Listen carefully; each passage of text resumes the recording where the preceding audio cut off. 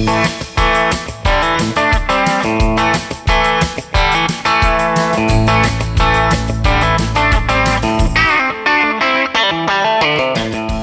is the Great Alaska Hunting Podcast.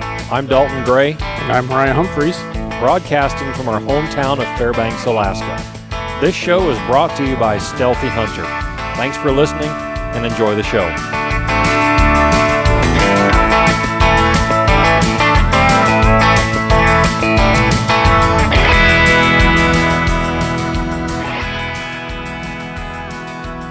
Welcome back to the Great Alaska Hunting Podcast, everybody. I'm Dalton. I'm Moe. Joined today by my wife, Tabitha. Hello. And our mutual friend, most of the time, Hunter Brook. How's it going? Hunter, this is your first time ever on a podcast. How are you feeling today? Well, long-time listener, first-time caller, you know. It's interesting to be in a hot seat. Yeah. Well, Hunter and us go back a fair ways. Mm-hmm. He has served our nation through multiple capacities as a mechanic in Uncle Sam's Army. Yes, sir. And now you have rejoined us back in where you belong state. Oh, yes, very much. I've missed this place sorely. And you were stationed in Germany for 3 years. 3 years. 3 years. And you got back, last winter? November. Yeah, That's what I thought. Yeah. So you got right back into the bear baiting thing and jumped back into the fire, so that's why you're on. Oh, yeah, I missed bear baiting bad. Yeah, I'll bet. I missed it really bad. Yeah. Listening to you guys talk about it the whole 3 years I was gone, I'm like, I could be bear baiting right now. Yeah. Oh, I could be doing this. They don't allow bear baiting over there? Oh, you know, all the bears are just crawling all over the place out there. Piles of bears. Yeah. Now, does Germany have a version of a brown bear like Russia does in the western part? No. Okay. No. The closest brown bears to me in Europe, I think, were in Austria. Yeah. Now, that's a distance. Yeah. That was a distance where I was at. Yeah. Well, I mean, Austria has some serious historical ties with some leadership in Germany. I mean, Austro-Hungarian Empire, Imperial Germany. I heard their art schools were pretty prestigious, you know. Yeah, the art schools. Yeah. Now, I've seen a few films of guys that are shooting what we would probably call a grizzly bear over there in that part of Europe, because they call them brown bears. Mm-hmm. But they don't. I mean, they're nowhere near the size of what we would call a brown bear. They're not as big as Alaska bears. There's more people eat over there. They're just not as healthy. I mean, there was that one backpacker, I think, in Greece. Oh, really? In Greece? Yeah, that sounds familiar. In Greece. Or was that a black bear? No, it was a brown bear. Really? Was that a recent one? It was two hikers, I think, in Greece got attacked by a bear. Did one of them fall off a cliff? They fell off a cliff. That's right. They fell off a cliff. One fell off the cliff. The other one, I don't remember exactly what he did, but the bear scared him enough that one dude fell off the cliff and the other dude went for the bushes. You can see who chose the better, unfortunately. Oh, yeah. What a hilarious story. Okay, that was... But Hunter, you're going to say they don't have black bears over there, right? No, they don't have... So black bears are North American. Yes, Ursus americana. Oh, you're right. Yeah. But they have black-colored bears over in the India area that are sloth bears. I mean, yes, but that's a lot different. Well, sure. I'm just talking about bears. Ursus americanus. What is that one? Ursus Indian. Actually, the soft bear is the closest thing we got to the cave bear.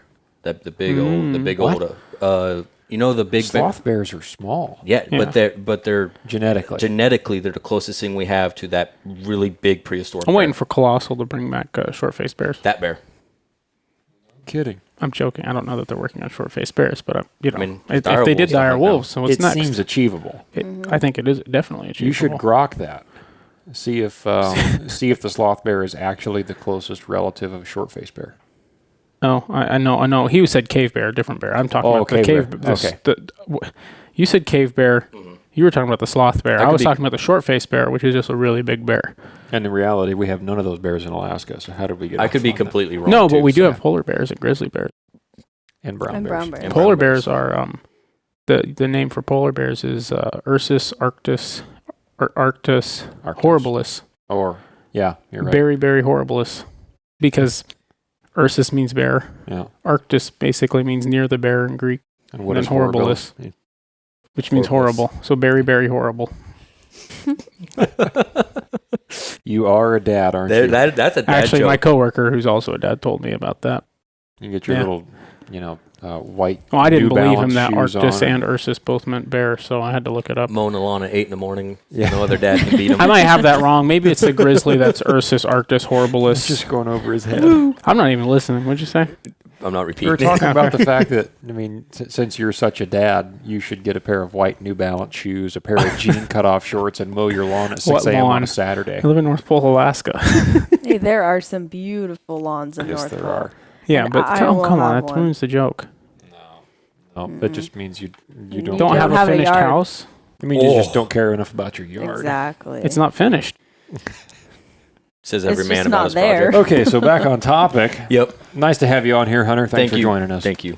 Thank you very much. I don't know how we got off on Austria and bears. And You asked me about bears in Europe. historical Germany. Yeah. but- And then we had to tell you there are no black bears in Europe. right. Well, yeah. I think I already knew that. I'm pretty sure I did. But do they have a version of a brown bear in Sweden or Norway? Not to No, there are get no- back off on this. I mean, but historically speaking, yes, and there used to be bears in I Germany, thought but they there all were got shot for out. Sure, brown bears in Sweden. I mean, You should Google that, dear. Give it a goog. ooh, that does Give it not, a goog. I don't know. I don't know if that's not a phrase I'd be caught saying in public. But hey, Well, it's not your podcast. you're No, not it is- wrong. Yeah. That's one of the things we love about having our podcast, Mo, isn't that right? We can say whatever we want. Yes, Freedom of there are speech. brown bears in Sweden. Oh. They are the largest predator in Sweden and are found throughout the northern and central parts of the country. Except communists.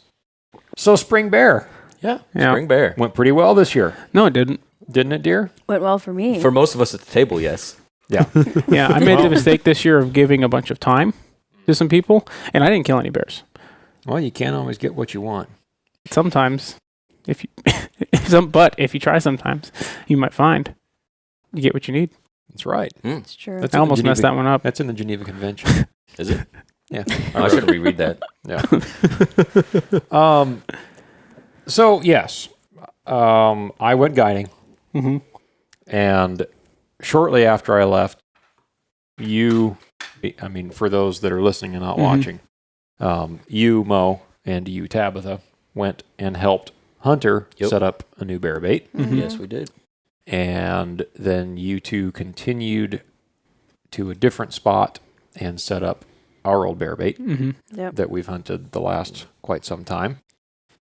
That has produced a couple of real nice black bears so far, Mm-hmm. but we'll get to that horror story later. Which, if you listen to the last episode, I do apologize. They are out of order.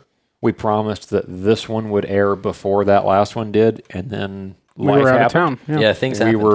were out of town Camping. for the 4th of July camping, time. and we didn't get another one done in time to release it before that last one. Mhm. So these are flip flopped, but it doesn't matter. You'll still get the stories either way. Get Yeah. the idea.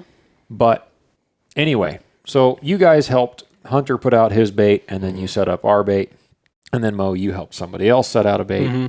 and then you set out your own baits, Mm-hmm.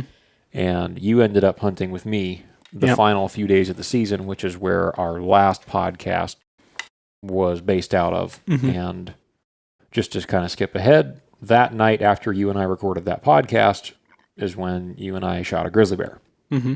off of that bait. Really nice. We'll get to that later. Well, I don't know about really nice, but it felt really It's a nice to grizzly shoot bear. one out of vengeance. It felt nice for me to watch a bear to die this year. Yeah. Yeah. I mean, Which- there's a consolation prize right there. yeah. Yeah. It was just more frustrating than anything else. Mm. Just, I really wanted some big black bears there again. So next year I've got to put out a couple more spots in that same zip code and try to find where the black bears went. Or we. Yeah. Yeah. Exactly. Well, you and I found several spots already that, every year we say, you know what, this summer we're going to go find some spots for Yeah, next year. right. And then July happens and you're busy at work.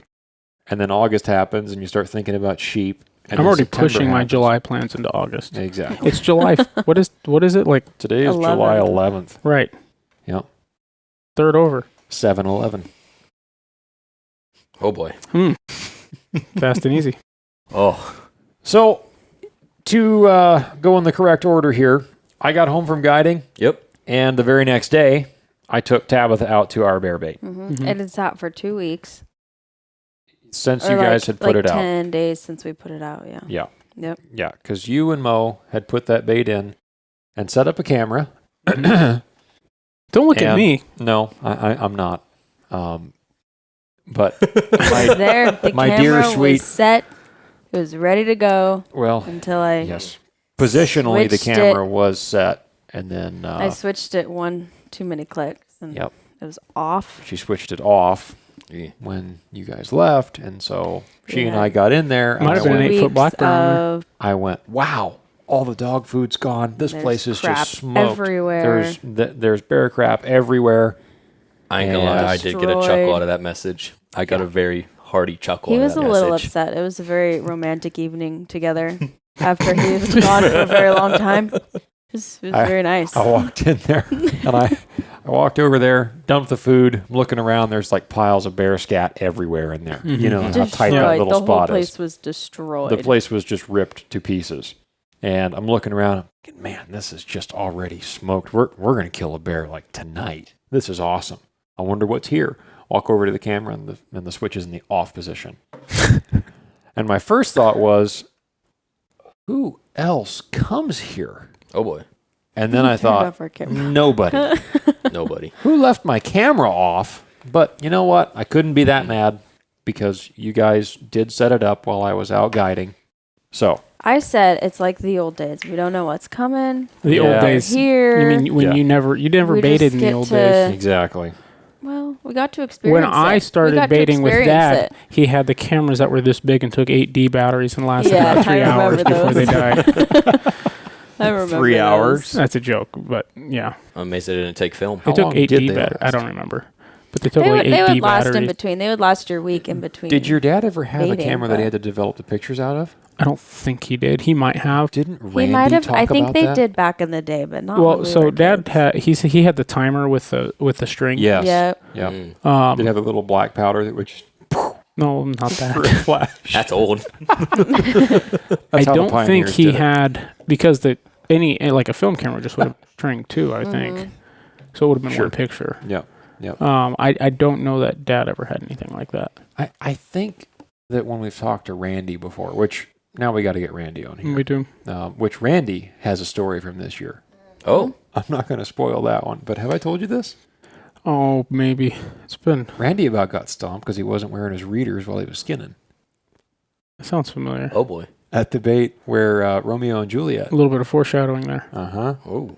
Yeah, had to put one in the dirt right in front of the bear. Folks. Yeah. Anyway, yeah, we need to have Randy on. That's a good idea.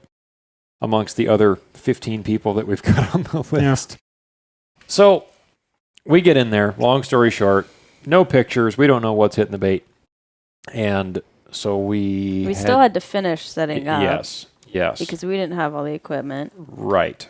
So we finished all that. Made a bunch of noise. Got everything set up. Yeah, bunch of noise. We're putting the stands up. But it was early afternoon. We weren't planning to hunt yet for several hours. Yeah. That was our first Yeah, and it was super hot. And so we went back out trail and then back in with our gear to sit the night. And I said, well, since we don't know what's in here, we need to come back in earlier than later because there could be bears hitting earlier in the evening. So we don't want to be rolling in here at 7 or 8 o'clock, which is what I'll do a lot of the time if I know that that's when they're coming in or much later. I won't waste my time sitting from 5 o'clock in the afternoon if I don't have to.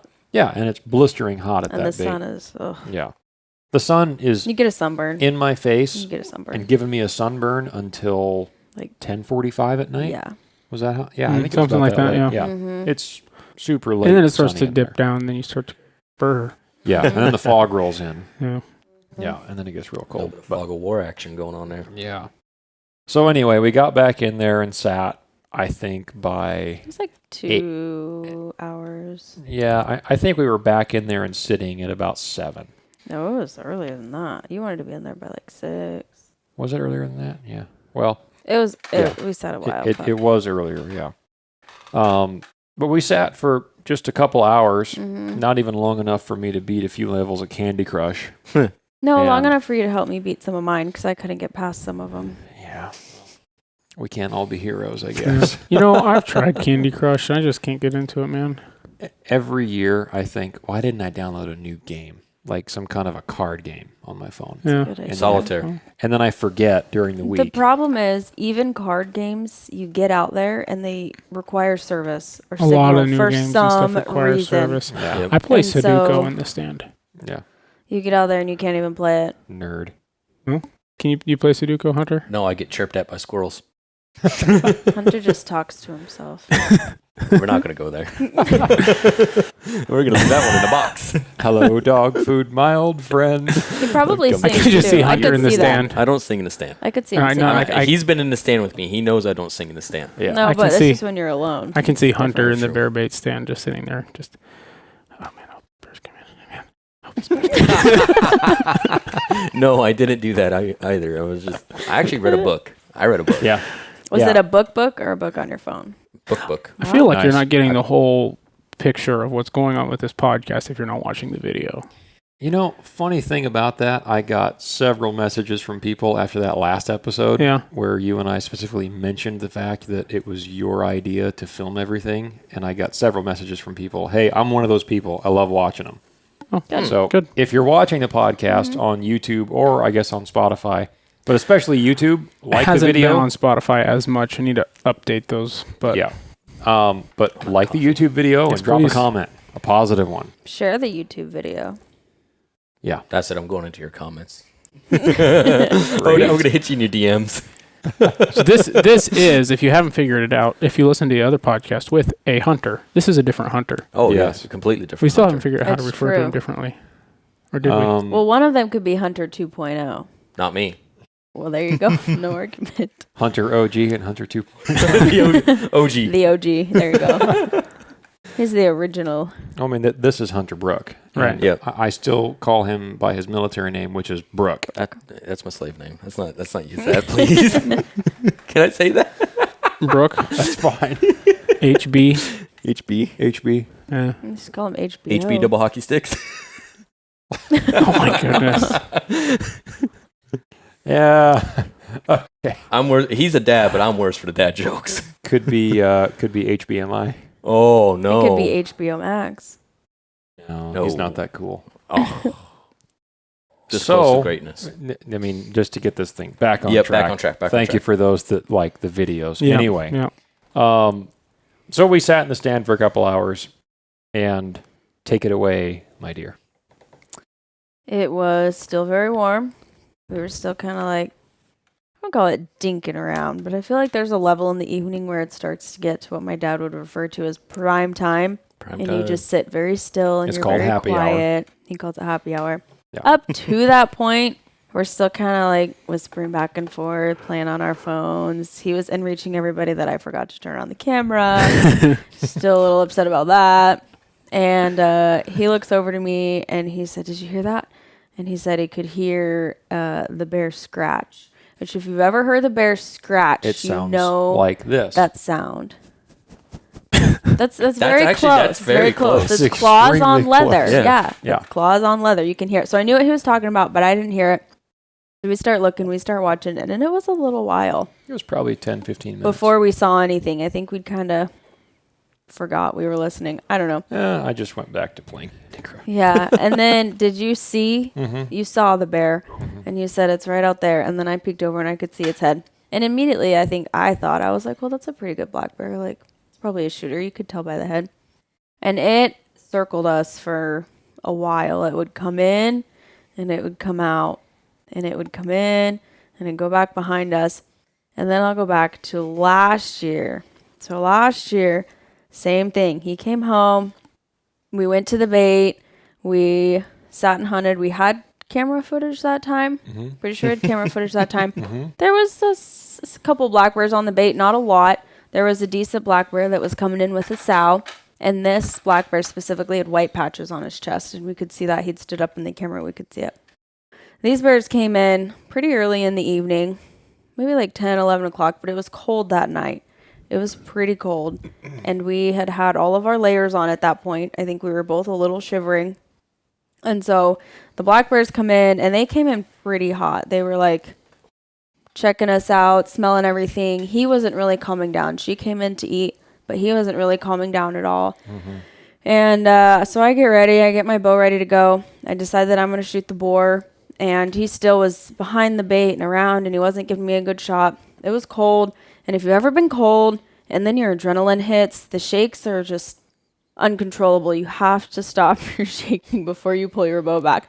So I felt like that I was pretty decently calm, but I still had all my layers on, which I don't practice shooting a ton with all of my layers on. And so I felt like I had it as far as my bow goes. Like I could pull my bow back, but I was holding for a decent bit. It felt like it was forever, but longer than I practiced, which I should definitely practice holding your bow longer. But with all of that being said, the bear still was not giving me a good shot, and he was behind this tree branch. And if I was paying better attention, I could have snuck that arrow in there better, but I let the arrow fly and it hit him right in the top of the shoulder. And that bear just spun around and took off, didn't give me another shot. And so we looked to make sure it wasn't dead. My arrow broke off. We had almost the whole shaft of the arrow. Only a little bit was left behind. And so we knew that bear wasn't dead, and it was just a poor shot. So we hunted. Did we go home or did we hunt the next night? I think we left it alone. I don't remember if we left after that or not, but yeah, we ended up, obviously when she shot that bear, he had been acting out pretty poorly at that bait that night. Mm-hmm. He was in there with the sow. I never had pictures of him with the white patches. He kept standing up on his back legs behind the bait in that brush. And that's when I saw he had white patches, because I remember seeing that and going, okay, well, he's not a giant, but shoot him just for that. Yeah, at that point, I hadn't shot a bear in 2 or 3 years, so I was wanting to get another black bear and get a chance to shoot one with my bow again. Yeah, and we didn't know how good that bait was or wasn't going to be that year. So, yeah, well, we've hunted that spot quite a lot before. Yeah. So, anyway, but just for the first sit of the season that I'm home and she wants to shoot a bear, and so if there was a decent bear that was going to come in and give her a shot, then she was going to shoot it. That way, we had more time to be selective and shoot another one. But it's always nice to get one out of the way early. Get some meat in the freezer. So he was acting, pretty cocky, had a little bit of attitude with the sow. And then he came in on that left side, same side that grizzly bear came in on for you and I. But he stayed a little bit further to the left and then turned kind of quartering towards us. And I told her, because I am somewhat of a chronic communicator right up until the trigger gets pulled. Yes, you are. But you just learned there's a reason listen. for that. Yeah. There is a good reason for that. Well, and where you were sitting, you had a pretty good different angle than I did. And so I had told her, I said, put it right behind the shoulder, halfway up the body, take a good shot. And I said right behind the shoulder because he was quartering to us a little bit. Normally, I would say tuck it a few inches behind that shoulder, if not 4 or 5 inches behind the shoulder, right? If he's standing up perfectly straight and he's totally broadside. This time I said, put it right behind the shoulder, and just a series of bad decisions, basically, which if you have never wounded an animal or missed, then you will eventually have it happen. I've had that happen. You haven't shot enough.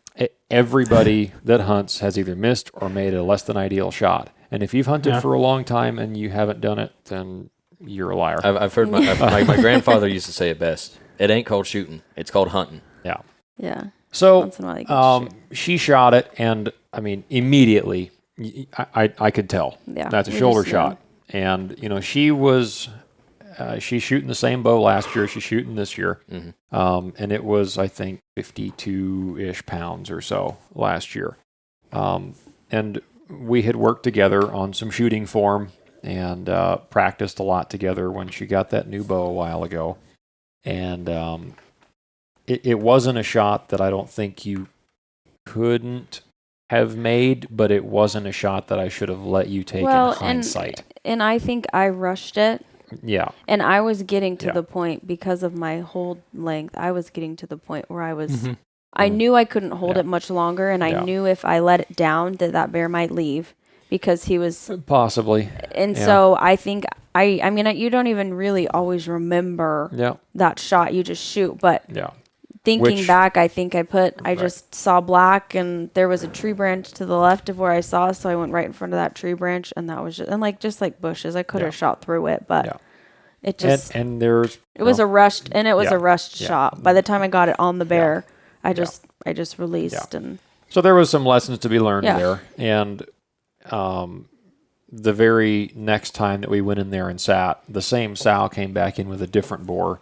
And she made a perfect shot on it, and it died within a very short distance. There's a little bit of practice shooting in between, making sure don't get in your head too much, or you'll do it all over again. Yep. Yeah. So this year, when she and I sat, we went in there, and I didn't mention this, but when we went in there for the first time just to bring in food, just to check the bait, the bait permit was torn down. Mm-hmm. Not totally destroyed, but torn down and bit up.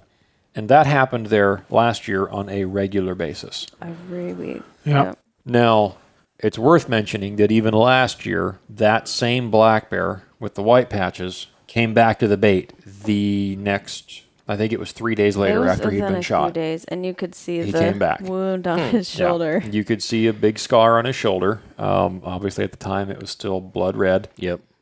Which fresh. is tough to see. That's not something that you want to have happen. And had we had the opportunity to shoot him last year, we would have. Yeah. But you can imagine he was very sketchy. He was only coming in at like 5 a.m. when there was no other bears there. Yeah. He was not interested in giving us a chance. So you done took out one of his 4 legs. He's not exactly feeling all too hot.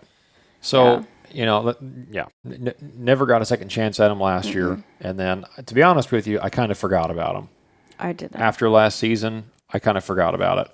And when this spring came around, I walked in there, looked at the bait permit that was torn down, and I thought, man, I wonder if that's the same bear, because that bear had been doing that last year. Bit of a calling card. Yeah. And I thought, man, I wonder if that's the same bear. Like, is he already back this relatively early in the season?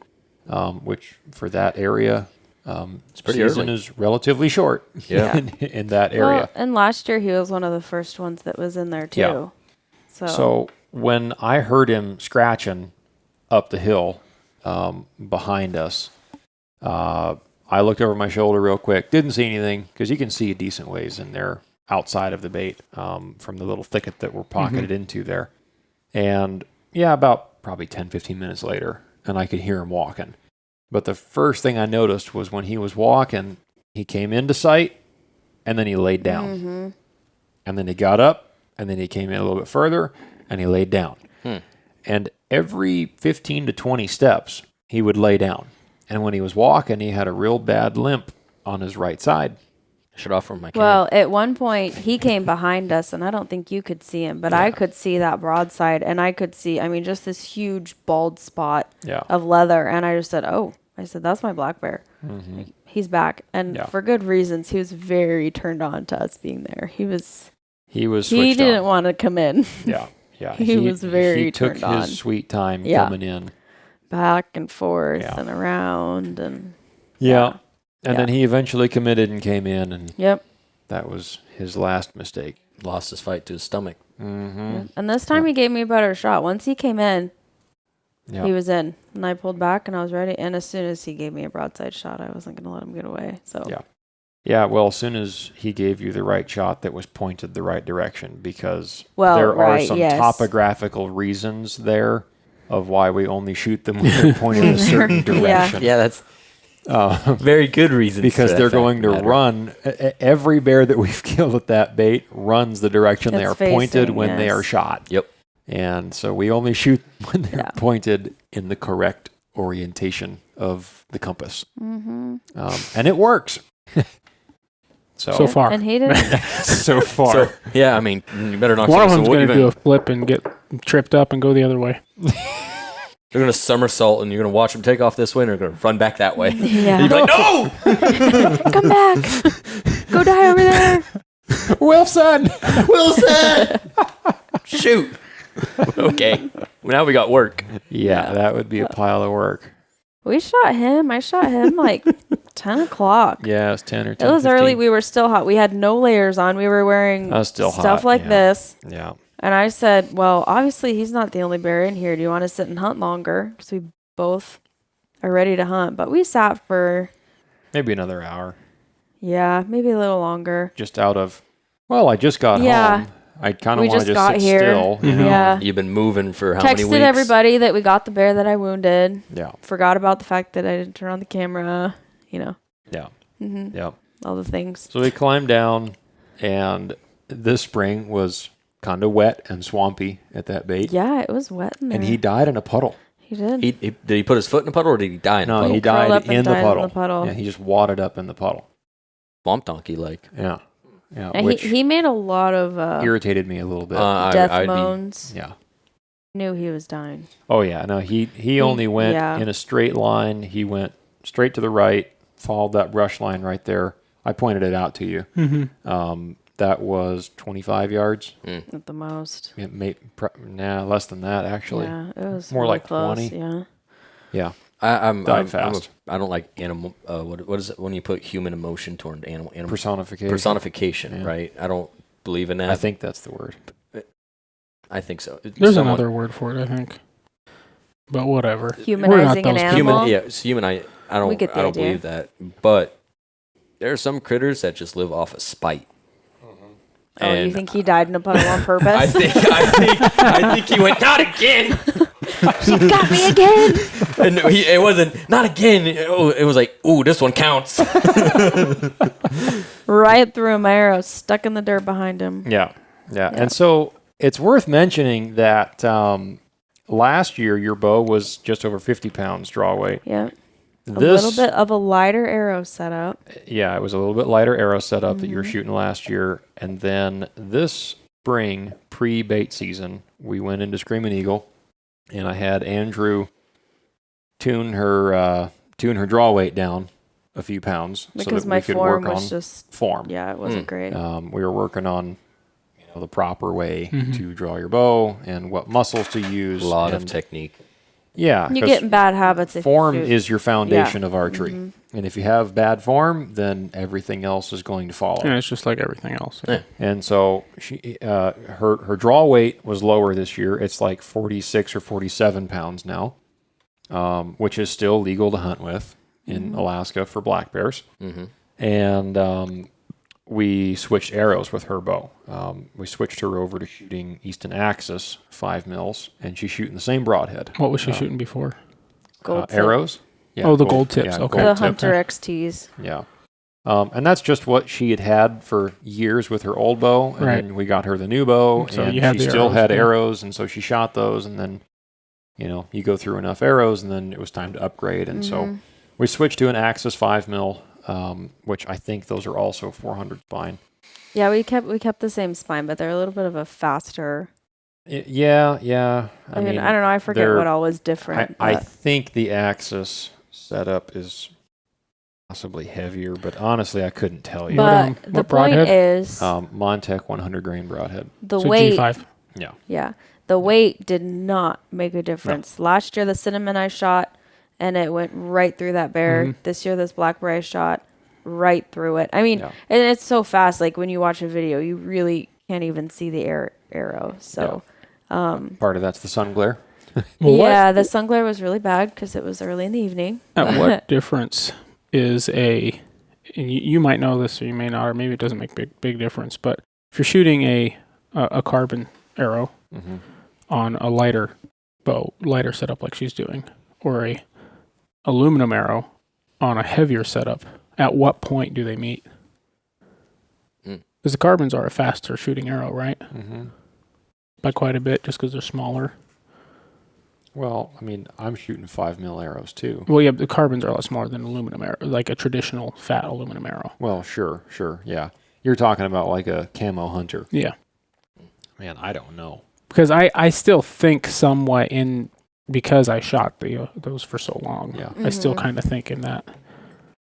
I don't know. And so I remember that when I was a teenager, matter of fact, the bow that I shot my first black bear with, that Bob Lee, that was 53-ish pounds, at my draw length, and I was shooting the Easton Camo Hunters. I forget what spine they were. They were like, Right. I don't know. A number that comes to mind was like 2315. They were very similar to whatever I was shooting. Yeah, super similar. And I remember, because that was an Easton, a Muzzy Phantom 2-blade with bleeders. I think that total arrow weight was like 600 something grains. And that was a traditional recurve bow. Yeah, that was a recurve. And that was definitely on the heavier side. And I shot clean through that black bear. But I had done some redneck modifications to up the weight of that arrow. For whatever reason, as a 16-year-old kid, I thought I needed that. What's his name? Ashby. Yeah. I grew up reading Ashby stuff in traditional Bowhunter magazine. Anyway, so yeah, she switched arrows this spring, lowered her draw weight, and improved her form.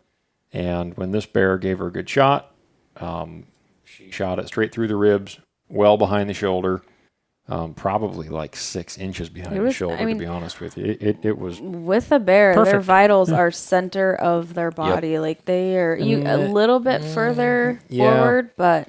The way that I would describe it is the lungs go back to the center of the body. So you want to be a little further they don't than go center, up like a deer. If you look at a bear's shoulder line and then the midline, and you split that difference, that's where I like to shoot it, because there's very low chance of airing into the shoulder. And if you air a bit back, then you're still in the lungs. If you air a bit forward, you're still in the lungs. And if you go a little bit lower than that, you're still in the lungs. If you go a bit above that, you're still in the lungs. It's your best margin of error. Right. Yeah. It's the biggest target, but the lungs are back in the ribs. There are a lot of other animals, where the lungs do not extend that far back into the rib cage. But on an average size, 5.5, 6 foot interior black bear, if you're 4 inches behind the shoulder line on a perfectly broadside shot, that's a dead bear. Yep. 10 times out of 10. That spacing and shooting him there sure worked out for your bear this year. It did. Yeah. Especially when you watch. I remember seeing that when you shot, but then I watched that video and it's like I know exactly where the shot's going to be because of that. How the bear is angled and standing. You also had a bear stick you up that way because it wanted to give you that shot. Yeah. Fred. Yeah. Fred. Stupid Fred. Once we got down and started skinning out that black bear, we pulled over that shoulder and we found my broadhead from last year. Still intact. The broadhead was not broken. Still on about that much arrow that shaft. much arrow. It had gone through the shoulder blade, up high, about this far below the top of the shoulder blade, through it, which was all calcified and grown over. Super scarred. So I skinned underneath the armpit and folded that leg up over the top of the spine just to get it out of the way. And then through that, it went through right next to a rib, up real high, up next to the spine. And then the tip of the broadhead was lodged up against one of the vertebrae. Okay, I've wanted to ask you this question, and I figured I'd save it for the podcast. How sharp was that broadhead after all that time in that bear? Oh, it was very dull. Yeah, it was very dull. Very dull. Yeah. Now, but does it look like it diced him up pretty good for a while? No, but his bones were super abrasive and scratched up. Yeah. So, it would have initially, but a lot of that would have healed over time. Yeah. Oh, yeah. It couldn't have felt good. No. And no, this part, I kind of felt bad. I don't really like. For it. But skinning him out, it was the skinniest black bear I've ever skinned out. I remember seeing him on the front porch, and I went, his head is huge, but he is skinny. Yeah, well, the hide you can't really tell. It was an average adult black bear. Yeah, but when you peeled him, there was no muscle, there was no fat. Yeah. There just was what was left of the carcass was. Yeah. That giant wolf that you shot a number of years ago probably had a wider chest than this bear did at this point. Yeah. After it was she very shot him. interesting to see Definitely the damage. I don't think that he would have made it another year. He just wasn't healthy. I doubt it. No. He wasn't healthy. He wasn't doing eating real well. I'm sure he didn't eat enough. He was probably doing summer better those last 2 den. weeks than he'd been doing for a year. He probably was singing manna from heaven. Yeah. He's all like, holy. Yeah. Yes. Yeah. It's June. So we were glad to kill him. I made it another year. not let them die of a wound. But Yeah. bears and animals live through a lot. You know, if a They black do. bear They makes can it catch a past smoke. 2 years old without getting beat up or eaten by another bear, they're lucky. So, you know, I know a guy that shot a moose that had 2 broadheads in its front shoulder from 2 other guys that had tried to shoot that moose. Yeah, Who's this guy? it's my dad. Yeah. I've been thinking about that story Oh, this whole okay. time. Yeah, he shot a moose in an archery zone, and that moose had 2 I broadheads remember in its being front there when he was shoulder, cutting it so, up. I was yep. quite young. A lot of Ford Fiestas have met their end by a deer that just jumped right back to the woods. Yeah, so. What relevance does that have? Animal survivability. Okay. There you go. There There we you go. go. Okay. There's the Yeah. connection. There's the connection. Yeah. There was They'll know. They'll that know. bear just wasn't doing good. So we were glad to Yeah. kill him and yeah. put him on the wall, have a nice trophy, a good story. Yeah. Kind of neat to see. It was nice to it was nice to kill that bear, get the redemption. I'd Yeah. like to make a note. This is the second bear within 2 years I've had 2 interesting stories about from that bait site. What's Oh, one the from first last year? one The that first one, that one I got Dalton- honoring with you. The one that you. Oh, don't my have. cinnamon. Oh, Yeah. no, Yeah, that, that was yeah. the color phase bear. That was the week after she I wounded that the other one. one. Yeah. 'Cause she ended up Yeah. killing that color phase bear about 10 minutes after it almost got shot in It the forehead of almost my tried pistol. to get in our stand. Came yeah. up the tree Yeah. and I was playing peekaboo with it. I thought you were talking about the one that Dalton did. No, that's the one I'm trying to refer to. The one you put. Oh, you that shot one him and put wasn't- one that down one his skull. wasn't- That was the other one. Oh, Yeah, that was the okay. big Yeah. one. That one didn't even look up at us in the stand. Until I'd you shot shot it. Yeah. So that's what he's referring to. Yeah, And was, what's that? Yeah, that was the headshot black Yeah. bear. That was Okay. cool. So now we have 2, bones, the shoulder blade and the skull that have broadheads mounted in them. So, It's I mean, just I guess interesting that's that bait site is producing some funny and interesting stories. They don't really know what we are in there, which makes it Yeah. kind of fun. It keeps it exciting. Yeah. They're They either just- very curious or they're Well, you're a also little bit very aggressive. close to them in there. I Yeah. think that has a lot Yeah. to do with some Yeah. of this. Yeah. Yeah, it's very much on top of them. Mhm. Like Yeah. when they come into that bait and the stands and the way that everything is kind of brushed in there, they don't really pay you any mind. No, but they know you're there. Yeah. Unless they come in from behind us, because then they can see us immediately, and then they wonder what we are. But if they come in from Fred behind and the Ethel bait, didn't give us any mind. really? No. They knew you were Well, there. Fred but had they something don't else on his care. mind. Yeah. Yeah, Fred had Ethel on his mind when he Yeah, came. yeah, that'll change it. Yeah. Yeah. Yeah. Well, and last year we had that sow stick around after I wounded that boar, and she wouldn't leave. We I had had to that do. happen You had that again happen this year, yeah. So they just have With a different bear. with the smaller black bears. They're just very curious. They'd Wow. probably let you pet them. But. Oh, wow. Yeah, no. I like my fingers where they're at. Thank you very No, you much. feed them marshmallows from a distance. Exactly. Yeah. Because we threw. I know. I got a story. I got I- bear stories of marshmallows there. I can elaborate on how I tried to run the black bear off this year, but I'm not going to because some of our audience wouldn't appreciate Yeah. it. But I Yeah. tried to run a black bear off of the bait this year that was too small after the big boar and sow grizzly bear came in the week Yeah. and after give she you a killed. shot. Yeah. And I ended up putting my blunt arrow through a grease jug above the bait, trying to scare it off. and he didn't give a hoot. And it got up, walked out, came back in the trail, went back to the bait. You know, you were messaging me with reach, right? Like, we're gonna leave, and then oh crap, we can't leave. Yeah. His little black bear won't leave. And I said I'd probably just get out anyway, but I'd just been at my bait Yeah. where I have some distance. Mm-hmm. It's not have much any distance, No. but I have distance, and when I'm on the ground, I can see. Yeah. Mm. Our bait, you could be halfway down the Where tree, and that bear's going to be if giving there's you a a- hug. For Like, you're 4.5 right there. foot, even a 5 foot black bear, I don't want to shoot on my bait, and he just won't leave, and he's just focused on eating. There's a real good chance I might try to leave with him there. Not ours. But yours is just so Personal. intimate. It's jungle warfare in there. It's It's and fun, and you you have to know? climb. And my bait, I can climb down the stand and leave Next from year- behind the next year- stand. No, we have to walk Yours, around. yeah, exactly. Next year, I'll loan you one of my boonie hats and some camo face paint for you. Get in on that, son. Get in on it. Jungle warfare full. Yeah. So I tried everything I knew how to do to run that little black bear off. And eventually it stood up and walked out about 30 yards away. And so I said, all right, let's go. Skinwalker. Shy of jumping Yeah. on its back. And Get on the ground and and then- scare it off. my buddy and I got down out of the stand and left. And as we were walking away, I could hear him walking back into the bait. Okay, perfect. We just left just long enough. Great, the crowd's gone. Yeah, Good. exactly. That's your scent and your noise cover. Exactly. For everything else. Yeah. But So Hunter, we cleaned up ours. Yeah. We went home. We didn't even sleep. Drove home.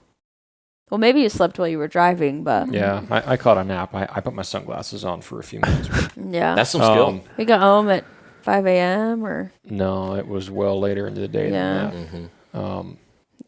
but It was well into mid morning by the time we got home. But Yep. got home, got her bear taken care of for the most part, and then I called you. Yep. And I said, "Hey, do you want me to go sit with you tonight and see if you can shoot a bear at your bait?" Like good old times. Let's go. Yeah, which he had At least, sat at least his the- phone call wasn't 2 a.m. yeah, Yeah. because we've done that before. Done that. Hey, I just got done sitting one bait. Want to go hit the other one? Sure. Okay, give me about 20 minutes. I'm going to take a shower and drink some coffee and try to wake up. Yep. And then we went out and I shot a bear that time. In that we same pulled that area. off. Yeah, same zip code. So you and I went out to your bait and take it away, Hunter. Well, I'm going to backtrack a little ways because while they were out there, because it was my second night on my bait, was while they were there two-stepping with that bear they shot, I was down on my bait, excited because it was the first time I was just going to go sit solo by myself. Because all the other times bear baiting, I was there with Dalton and, had somebody always with me. So for the first time was myself solo Jones on my own. Maiden voyage. Had you checked it by yourself at that point? Yeah, I checked it a few times by myself, so I was really comfortable walking in there. Yeah. I kind of knew what to expect. Going in there and what was different that I noted, walking solo into a bear bait compared to tag teaming into a bear bait, you're definitely on your toes a little more. You sit down and you might be fiddling with something, and then you realize, I haven't made a noise in a while, but I'm making a lot of rustling noise, which sounds like there's a different bear at the bait. Last thing I want is to look up and be staring Ursine or Winnie the Pooh in the face and going, oh, hello. Randy. But that, went in there, did all that, baited up by myself. I mean, Mo and Tabitha obviously helped me set it up, and then I kind of kept throwing stuff out there. I will touch on Beaver's work. Beavers are fantastic bear bait. I would probably definitely throw them out there again with a little more preparedness next time. That was an adventure putting those beavers up, and they stank. They stank to high heaven. Yeah. Hunter, I have a suggestion for you. Smell your beavers for. I put my beavers in a bucket miles. when I get them, and they stay in that bucket until I get to the bait. No, And I'm definitely. And for your where you're baiting at, that would be great. You could just carry those buckets in there with the beaver in it. You're gonna have to smell it a little ways, but touching on that, I was thinking about that at the end of the season. I'm like, I should just do what Mo does, and I was like, I'm gonna carry a hammer and a punch in when I go in. That way, when I throw the bucket up, I'll just punch a hole in it real quick. I'm not under it. Jump back quick. Oh yeah, jump back. Yeah. I'll be kind of in between the legs. Boop, woo. Well, then it spreads more scent around and whatnot, and then just hoist up the bucket and it Hunter, sits there you were dripping. spreading your own scent around. You got that beaver on your boots, and you were Oh, spreading scent, man. my landlord was a little You were sour with me spreading because it. I put those boots right on my front porch. I didn't bring those boots to my house, but my landlord came by and went, "What is that smell?" I went, "It's beaver." He went, It's rotten beaver. "That is ripe," and I went, "It is on the other side of ripe. You're not wrong." Did your truck probably smelled for? Oh, my truck. Every once in a while, probably still when smells? when I'm rifling through my truck, every once in a while, oh hey, Yeah. that needs to leave. They make these Hunter wanted to be stations sure his beavers in were town, stinky. North Pole, around here. You can go get a Pressure washer. stations. It's like you a probably should have minimum. done that to You get your some dollar feet. coins. You put them in the slot, pressure and the washing. water comes on. So this is where I And you made can pressure the wash her bonehead at your bed decision. where that blood ran. Oh no, the bed doesn't smell like it no more. It's unfortunately the cab. Oh. The cab smells. The Oh, cab, yeah, because the it was cab- on his boots. That makes sense. Yeah. Yeah. The boot's kind of off gassed Okay, onto well, the. Hunter. But anyways, that's enough about beavers. That's a good spot for A break. a temporary break. I like There that. you We go. will be right back. So you're listening to Gene Autry. Yep. And that's a good one. And as we went into the bait, I noticed one thing. Dalton showed me this trick. If you're going in to hunt a bait, What are you going to give away now? Well, I mean, it's a pretty good trick. I'd like to see more dead bears for people, personally. Well, which trick are you talking about? Talking about my noises? Yeah, your noises. Okay, well, I've said that on here before. Yeah. That's yeah, okay. I figured it was safe enough to talk about. Yeah. And No. Not that, no. The bear noises. We have bear noises. So Dalton, as we went out to the site, he was telling me, like, I got a trick I'm going to show you. I'm like, oh, what's this trick? He's like, just wait. Completely forgetting that he's mentioned this on the podcast previously, you know, because I'm that attentive. And we go up there, and we get to what I call Prayer Hill, because I always say a little prayer right before I go down into site. Just to blessing, good luck, and that my hide gets out of there too. Yeah. So after we get down off Prayer Hill, we go in a few ways, and we get to the little clearing there, and he he motions for us to stop, and starts making bear noises. Just sound like he pops his jaw a little bit, you know, a little of that action, and kind of some chuffing. And I went, oh, okay. I'm like, I like this game. Picking up what I'm putting down. I was smelling what you stepping in. Which was beaver, probably. We get in there, and instantly I knew there was something different about Sorry. No, you're all good. You're all good. Scratch me up. I'm trying to hold it together, but I had another joke for after the show that kind of came to mind after that. Yeah. Okay, so we get into the bait. we get into debate. I noticed that, unlike the night previously, there wasn't squirrels all over the place. I went, oh, that's different. Something's here. Was my initial thought, because normally the squirrels bugger out when there's a bear nearby, or at least bugger away and be quiet. How I like them. Darn squirrels. My bait. They come in there and try to scare the bears. Try to scare you too. That's some brazen squirrels. They do. They jump through the woods Yep. to make it sound like big steps. Yep. When Matt and I were sitting there, and Fred and Ethel came in and laid down, and there was a squirrel coming in behind the grizzly bears, like from here to the other side of the table, and Matt was sitting there chuckling. That is the bravest squirrel on the planet. He's going to go back to his family. Guess what you didn't do tonight? I took food from a grizzly bear. So we get in, anyway, so the we get in squirrels there. were quiet. The squirrels were quiet, and I kind of told you that. I'm like, hey, there's something going on here. We get in. I want to give a shout out to Baitum 907, Jesse, right? Jess. Yeah. Jess, your bear bait attractants are amazing. I love them. I love using them, and I'll always continue to use them as long as I'm bear bait. We think it's the best stuff. It is. Definitely Been makes using dead them bears. for, well, every year that we've been baiting. As long as I can remember. Mm-hmm. So we get in there. For me, it was different because the roles were reversed. Normally, I'm the lackey pulling the SD card and, dropping scents, checking out, see what's going on, and then skirting up the tree. While I'm baiting and While you're grease. baiting and dumping grease. Well, it was different being on the opposite foot. You pulled the SD card, you started scampering up the tree while I was still down on the ground, dropping scents and whatnot. I didn't want to be down there. There's bears in there. Oh yeah, I wouldn't want to be down there too with him.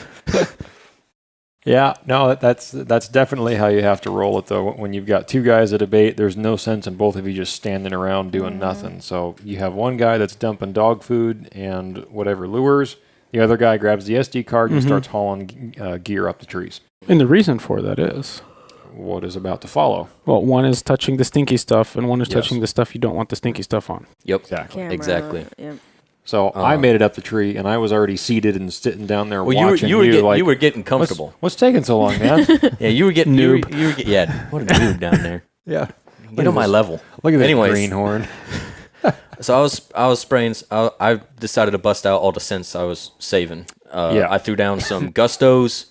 I threw down some more Sound Heat Paste from Baitum 907. I also To Die For. Oh, that's one of my favorites. To Die For. I just took the bag and started spreading on everything. Some of the spots where I put some anise paste the night before, I threw that on there. That way it'd stick up on the tree where there's grease.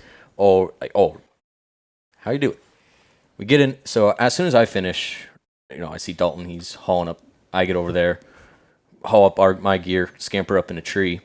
Correction. You attached your bag to my line and said, pull this up for me. I thought, really? I'm already so comfortable. So I had to put my gloves back on. And I wonder where I heard that before. Yeah.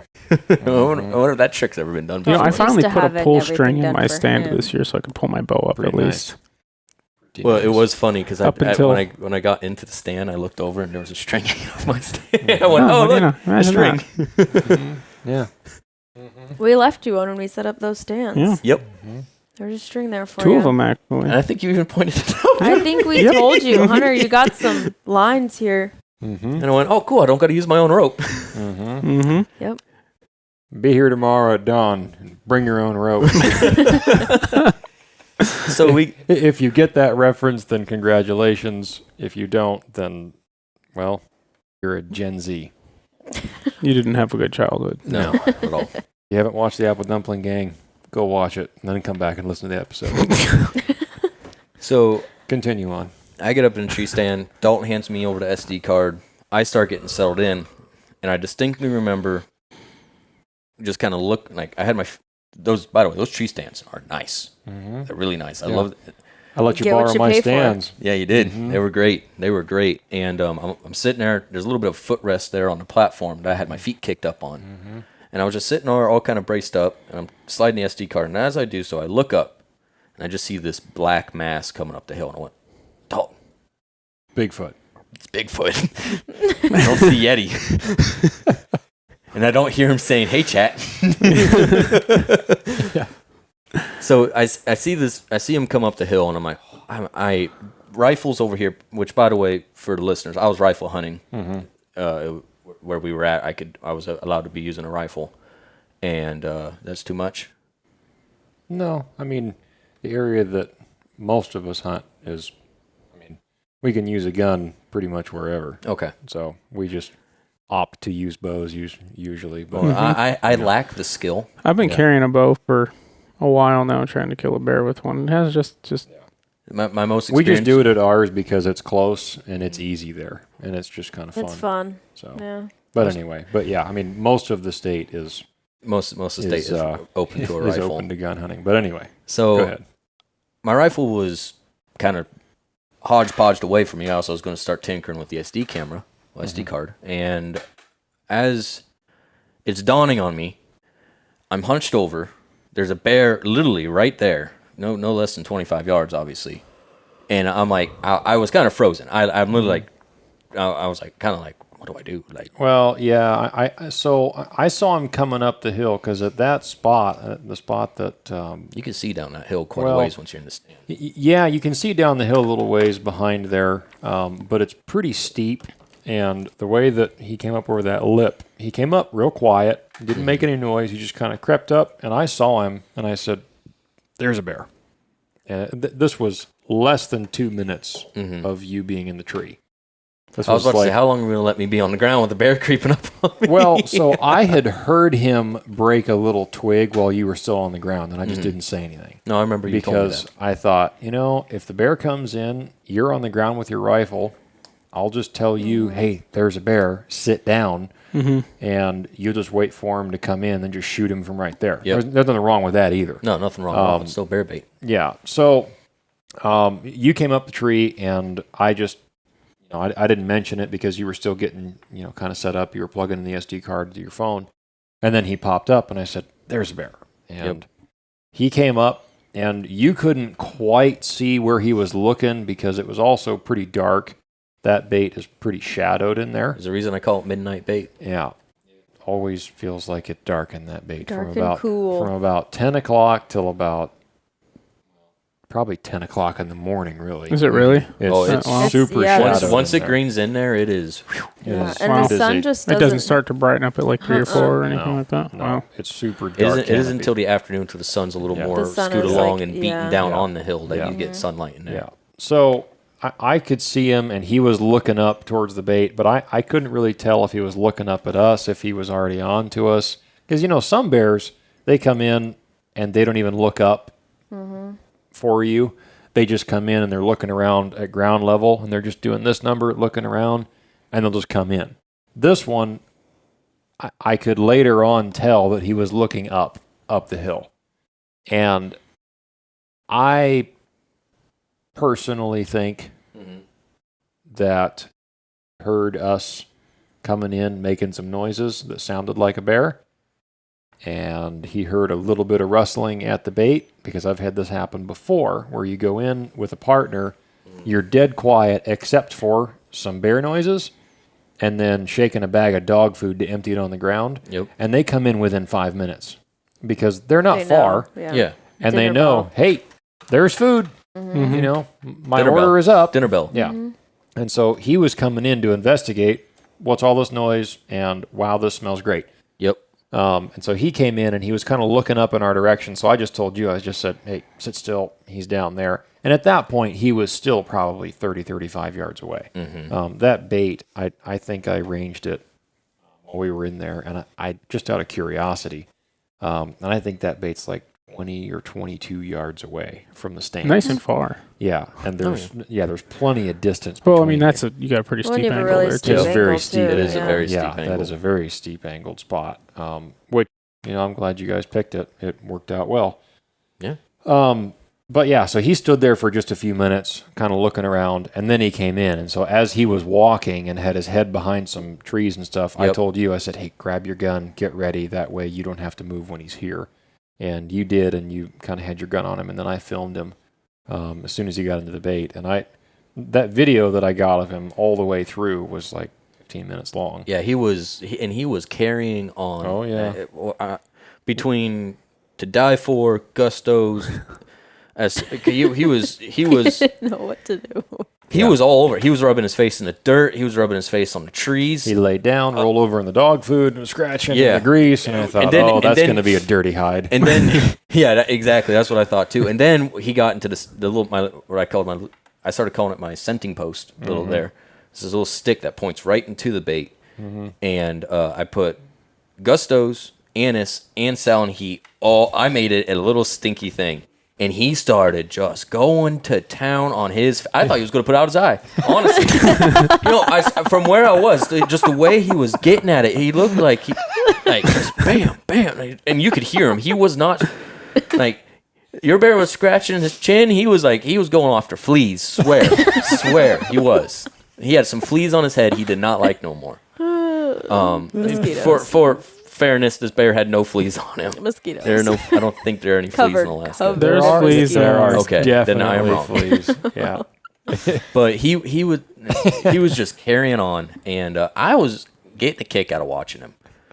Yeah. Just watching a bear be He was a bear. entertaining. He was kind of a clown. He did that. He did the whole stereotypical bear back to the tree. Did the whole little shimmy. He did that twice, I think. Yeah, on two different trees anyway. Yep. Yeah, Did he you kept- have any question at what the sex of the bear was? Nope. We knew as soon as he stood back. We're like, it's a boy. Yeah. He's a man. There's He's a man's man. There's no gender affirming care. Nope. No. And Pretty much identified him. towards the tail end, he started settling down a little bit. He realized there was dog food and started eating a little bit. He's like, "Oh, hey, food." Oh yeah, forgot about this. Because I was like, "Oh," but the entire time I was following him along with my rifle. I started to notice about halfway through him carrying on. I'm like, "This thing is I'm starting to shake. I'm starting to waver a little bit." And then I'm like, "Oh, I have my sling," but I'm like, I don't want the way you're holding the rifle. I didn't want to just reach out there and wrap up that sling. So I'm like, start rubbing. I literally was like, start rubbing on something again. Do it. Come on, do it. And as soon as I started thinking it, he started carrying on super loud on that tree. And that's when I reached out, snugged up that sling. That way he wouldn't perceive me doing that business. I'm like, just make noise. Yeah. And finally he started moseying on to the left there of where we were at in the bait. And that's when I really started, getting serious. I was like, okay, this is a dead bear. I want him dead. Yeah, he finally gave somewhat of a broadside shot, and he wasn't going anywhere. He just started to walk a little bit to the left, and he gave you a pretty good shot. So I just decided to stop him, and that's when I told you, all right, shoot him. It was textbook shot. Just punched him square through. Yep, straight through the airbags. You can see that video on Facebook. Yeah, you can. Facebook Posted and it Instagram. on Facebook. Mm-hmm. Is it public or private? That I do not know, but I'm also a technological Neanderthal, so Instagram's probably public. possibly I might go Facebook, in there and yeah. flick it to public. What's your Instagram handle? The Hunting Norseman. Oh, that's right. Yep. So he went all of 20 yards, maybe a little over. I think about 30, 35 yards. Yeah, he made it through that first brush wall on the left, and then it dives down off that little ledge, and it's just carpet moss and spruce trees that are about 15 feet apart. Old growth. In between. Yeah, old growth. That's what I want to call it. Mm-hmm. He hit that cliff and just kind of went airborne, and there was no tracks, and then just skid. And you could hear him crash. He just... you could hear you definitely hear him. He definitely blacked out when he went over the cliff because I would too if I was kind going of over a rolled cliff. and kind of skittered into the moss and died right there. Couldn't have died at the top of the cliff. I would have rather him died where he died. really? I was No very rush. happy where Oh. it was a nice Open your spot. pictures open look spot. Well, and there clean. was 2 people to hike it out. Yeah, we could say that. Yeah. We'll Somebody definitely left say their that. pack frame. Oh, that's right. Dalton, how So- could you? Yeah, right. That's Hunter, right. how could you? Right, because I would could be the you? one to do something like that. Yeah, like the tent poles. Mm-hmm. Hey, speaking of which, let's not forget tent poles Yeah. on our upcoming trip. We're only going to bring one pole. Well, yeah, but it's Don't still forget it. necessary. You could probably prop that tent up. Don't with a nice don't It's be in don't the tent. I know. I'm don't just be giving you a staring hard down a time. windstorm and going, "Oh, let's set up the tent." Hey, so we need to go back to the truck. Why? I forgot the tent poles. I think you guys should have just crawled in the tent. And Do you not have Okay. trekking poles or anything? There Anyways. is zero context to any of that in relation to this. There's ribbon So- on Dalton. Hunter just wanted to make himself feel Long better. Yes, story he did. short, Hunter Dead left bear. his pack frame Yes. and didn't bring it into the bait with him, so I packed out his hide and the and meat. the meat, and then I made him carry out my small bag of gear that I didn't even get Oh, to put. poor guy. I know, right? I didn't get to put any extra layers on. No, he Two was nights in a he row. was Two mad. consecutive He was nights. mad at me after I shot that bear. 2 consecutive nights. I get home from guiding. I go to the bait with Tabitha. 2 hours later, the sun is still burning a hole in my skin, and her bear comes in. She kills it. Don't get to put any warm layers on. Okay, so I take care of her bear. Next night, go out with Hunter, go to his bait. We're in the stand for 2 minutes. I'm not even cooled off from hiking in there yet, and now we're walking down to skin his bear. No. So we didn't. I was hold ready on, for a week hold off on. just to have a week off. We didn't get out of the stands immediately because you told me, no, Yeah, I'm going to that's right. sit here and That's enjoy right. myself, and we're going to enjoy the steak we brought up. Right. Because Oh, we had yeah. steak for dinner, Yep. and I had 2 extra ones. Like, let's cook this up for the bait, Yep. Now, not I for will the bait, say, for us to eat. Well, and you never know. Another bear might come in to shoot. I would like to ask. Yeah, what was on the camera? I didn't want to shoot. Oh, okay. Yeah, but you, there- but you know, And okay. I hadn't brought my bow in with me. And you only had one pack frame. Yeah, and we only had one. That pack wouldn't have stopped. After, Yeah, I know, but you see, I you see would the, have been solo Charlie back up in the truck to grab a pack frame. after being in coastal brown bear weather, though, were you not happy to only have to wear a long sleeve and Don't get me wrong. I was no plenty gear, pumped about it. no rain gear? You See- almost didn't even bring your rain gear. I never really, except for one night, I only had to put on cold weather layers because my bait this year, that was so productive last year, Was a stinker. 1.6 plus last year and 1.7 plus, completely solo. It was great. Loved it. Had a couple of bears hit it right at the end of season. Yeah. Oh, Like within the last week. Yeah. And they didn't even stick around. Mm-hmm. It really sucked. that stinks. That's a bummer. So I didn't have to put on my cold layers either, except for one night.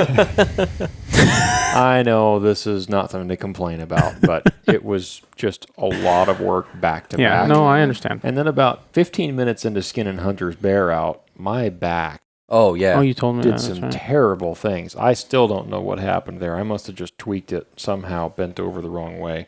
But it hurt terribly for the next 2 or 3 days. Several It days, was yeah. terrible. But then it went away, and I went Mhm. back out, and it was fine. But And before your listeners get mad at me that I made an injured man haul out the bear, I offered on few occasions before we started moving out, hey, I can carry it. Don't worry about it. Hey, I'll take it. You And don't you're let like, another no, man no, take your no, I pack got frame, though. But I can respect that. But before I catch flack for letting an injured man, oh, by the way, I am disabled. Anyway. Oh, right. Sure. oh, is that from your brain? I mean, we would not. Yeah, sure. Yeah. I have hit my head on a few occasions. Uh-huh.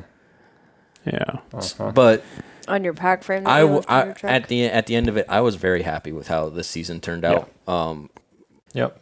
A nice way to get back into Alaska, back into hunting. Yep. And by the way, that bear was 6'3" when we scored him out. Skull was about 16 inches. We said, no. Yeah, it was somewhere in that area. I think so. It was. Yeah, it was Average. an average skull size. Yeah.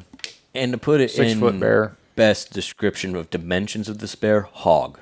Yeah, he was thick. He was very heavy. He was a heavy bear. Yeah. Especially after skinning mine out the night before. Yeah, he had a lot of fat on him for a spring bear. Some fat on him. Yeah. He was a very fatty bear. I look at a bear like that as in his prime. Yeah. He was not old. He was not young. He was in his prime. Yep. So that was a nice bear to get to shoot. I was really happy for you to be able to get a black bear early on back into your time here, and you put in the work for it, and brand new spot. Yep.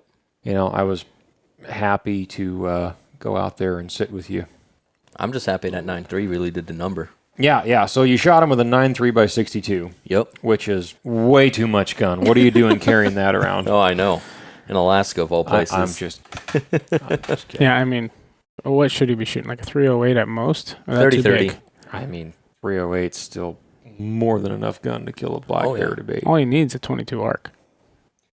It would Have be you done it yet? sweet. It wouldn't be bad. Yeah, actually, Sweet. Yeah, My- that would my be pretty plan- good. my plan this year, if it went Are you like gonna last build a year. 22? No, I don't know if I'm going to build a 20. I might at some point. It's not a priority for me. So I have a 6 arc. Mm-hmm. Yep. I don't. A 22 arc is significantly different, but I have a 6 arc. I like it a lot. But my plan this year was to shoot a bear with a bow, and if I still had time, was to take one with the 6 arc. I really wanted to shoot a bear with that gun. What happens to the plan with the Thompson? Yeah, that'll happen at some point. That's not a high priority plan. There's a lot of work that's going to go into that. You got to have a big stogie in your mouth. It's a black bear, she. Yeah, in a fedora and in a vest. Yeah, Merry Christmas, you filthy animals. I gotta, the work going into building a bullet or finding the right load I'd be willing to shoot a bear with that gun is because it's a hard gun to load for, and finding anyway. I'm just waiting because I'm gonna have to have more free time a lot more free time ahead of time to prepare that. So I want to shoot into the 6 arc. I've got custom loads for that, but no, not the 22 arc. Wouldn't mind one day, but the 338 arc, I'd like to do one of those. The 338 arc would be a fun one. Mm-hmm. And now that our whenever it kicks in, $0 tax stamp on SBRs. Ooh. Mm-hmm. Do a 338 arc and an SBR suppressed. Lightweight. Be a killer bait gun. Oh, that would be That would killer. be a sweet one. Yeah, That would be absolutely. killer. Be a great deer gun too. Oh, yeah. Mm-hmm. That would be a great deer gun. Yep, 1/2 inch all day. Yeah, because the bullet's .338. So you guys both got your bears. We did. All went well, Yep. and then that all happened prior to the previous episode of this podcast. It was Yes. like the second weekend in June. Yeah, something. It like was that. about a week. It was 2 weeks before that podcast was recorded. Mm-hmm. That Right, happened. right. Yeah. Yep. And so then Mo and I went out to our bait because I was telling him that, hey, we've got a handful of bears. We can pick through what we want. We get a chance to shoot a black bear. You can shoot a black bear at our bait. You helped to set it up and all that while I was gone. Anyway, and I'm just as happy to see someone else shoot a black bear as I am at this point, unless it's a stomper. Then I'll clip your bowstring and say, nope. We'll be racing. That get their one's mine. 2 arrows in a bear. Which is going to be hard to shoot another stomper. Yeah, Such as you've shot. It's gonna be that hard bar is set pretty high. for both of us. Yeah. You'll have to let me shoot the next very large black bear. No. If it's my shot, it's going to have to be a giant. But anyway, so I take that back. I will probably shoot a smaller one just to reset the bar Yeah. at this point. Be like, okay, Start going now I can bigger, work my way bigger. back up. You gotta wet the palate and get Shoot a back up to 4-footer the- again. Good stuff. Shoot a 4-footer again. Yeah. Because you did shoot a 4-footer at one point. No. Yeah. No. Yeah. I've got the hide. I can measure it for you. How big was it? It was like 410. Oh, That was it's one you still shot a with 4-footer 'cause with the it's not 375. 5 foot. Somebody else's gun, mind you. I'm Wasn't not it? It short. was, I'm that's above right. 5 foot. That's right. It was yeah. a dinker. It ran across the trail and, hey, shoot that one. And you did. And I stepped out. Predator called a little bit. It came running back out. All I could see was his head and neck, and I thought, hey, there it is. Boom! you Walked up walked- to it. Wiped the milk off its lips. Walked up to it and went, oh, yeah, that was a mistake. But, hey, whatever. Hey, I can't. I was a lot younger and I- a lot less I experienced. too have shot a very small bear. I never measured it, but I do have the hide. Maybe I did at one point, but it was around that same size. Yeah, it was But just a dinker. That was a wounded bear that I stalked and put out of its misery, You're such a hero. aren't I? A legend. Last year you shot a smaller bear too. It wasn't a dink by any means, but you shot the No, smaller one that- to fill yeah. the freezer. Oh, he did. I was like, And yeah, I then- did. I'm like, You're I like, should have yeah. shot I a didn't bear shoot last anything year. small last year. Yeah, I could smell that wounded ego from here. Yeah, Which is- I shot one with a rifle Yeah, at yeah. the beginning of last season just Yeah. to ensure that we killed one. And And then- I killed that one on the ground on the way into the bait by making bear noises. Yep. And when I Mhm. showed And then- up into the bait, it was standing there looking Yeah. at me like, what's going on? And I shot it. Yep. Yeah. And then the following So anyway, night, I started blasting. Yep. So the following night I got the cinnamon at the other spot, and then anyway, so you and I went back out to We our did. bait. Good on old the boys. last weekend. Get in, and zero food left. Mm-hmm. Zero. Get in there. It's like, wow. Something's been back here. Right. And the week prior, Fred and Ethel had been in there. And at that point, they were the only grizzly bears that were hitting that bait. And Fred is very recognizable. Toad. He's got white ear tips. He's big. He's got a very distinguishable coat Mm-hmm. look to him. You know, his hair is a certain color, and he just has some distinguishable features about him. And so you and I get in there, bait is wiped out. So get in the stand, and I'm scrolling through pictures, Mm-hmm. and it was thousands of pictures. Grizzly bear, grizzly bear, grizzly bear, grizzly bear. Hours after I had left a Right. week prior, Right. Fred and Ethel had come back in, which I didn't have the time to sit that long. I had to get back to work. But Fred and Ethel had come back and had continued to come back. And then a different grizzly bear showed up on the camera. And then a black bear for about 5 minutes. And then a different grizzly bear Yeah, showed up yeah. on the camera. And then a black bear for about 10 minutes. The moral of the story is the bear bait turned into a grizzly bear hot zone. And by the time you and I got there, there hadn't been a black bear there in about 3 days. Mm-hmm. And at that point, there had been 5 grizzly bears circulating through on a somewhat repeatable schedule, which kind of odd. Mm-hmm. That's not usually the norm. No, for they show up grizzly at bears. like 2 p.m. and then 3 p.m. and then 1 a.m. Yeah. and And 5 then they're a a.m. goner. then 5 a.m. a.m. Yeah. And Yeah. they just And- made that and- spot their Random. haunt. And then they make a round Yeah. and they come back at some point. Yeah. And then they're gone. And then sometimes they show back up Yep. before the end of the season, and sometimes they don't. Every bait I've seen grizzly bears on has pretty much done that kind of Yeah. thing where they'll come, they'll show up for a few days, and then they're gone. What do you think made this a one-off? I have a theory, but due to topographical and regional proximities, I will not share said theory. Can you share it off podcast? That's an off-the-air theory. okay. But I do have a theory on what's going on with Mhm. those bears that I was telling you about, Mhm. why I think they stay there. Anyway, so with Fred and Ethel being so willing to just come in and plop down in front of me the week prior, you and I were sitting there looking through all these pictures of grizzly bears. Thought, okay, well, I guess one of us is going to have to shoot a grizzly bear this week because this is it. Right. We've got to clean up when we're done and go home and the season's over for us. And so next grizzly bear that walks in, we don't care. We're just going to kill it. And so on the camera, it was pretty distinguishable. There were 3 boars. I got that wrong, didn't I? There were 6 grizzly bears on camera. No, there were 5. The 6th one was the first time. Oh, I thought you There said were 6 because there were 3 boars and there were 3 sows. Man, you're just drowning in grizzly bear. Because I had pictures of all 6 of them in pairs. Fred and Ethel, Lucy and Ricky, and then the other ones that we hadn't named yet. Because that third boar was a Right. At the time, we thought it was 5. Right. We thought it was 5, and then by the time we got home, I looked through all the pictures again and again, like we do. There was a third pair that was there, and this bear that we killed was the 7th grizzly bear to show up, and it was brand new. So there were 6, and all 6 of them were in 3 pairs: boar and sow, boar and sow, boar and sow. It's worth noting that Ricky and Lucy fought a lot. Ricky and Lucy fought a lot. Yes, we have pictures, blurry pictures of Lucy on Ricky's behind, mouth open, going after him. And then the next photo is Ricky chasing Lucy.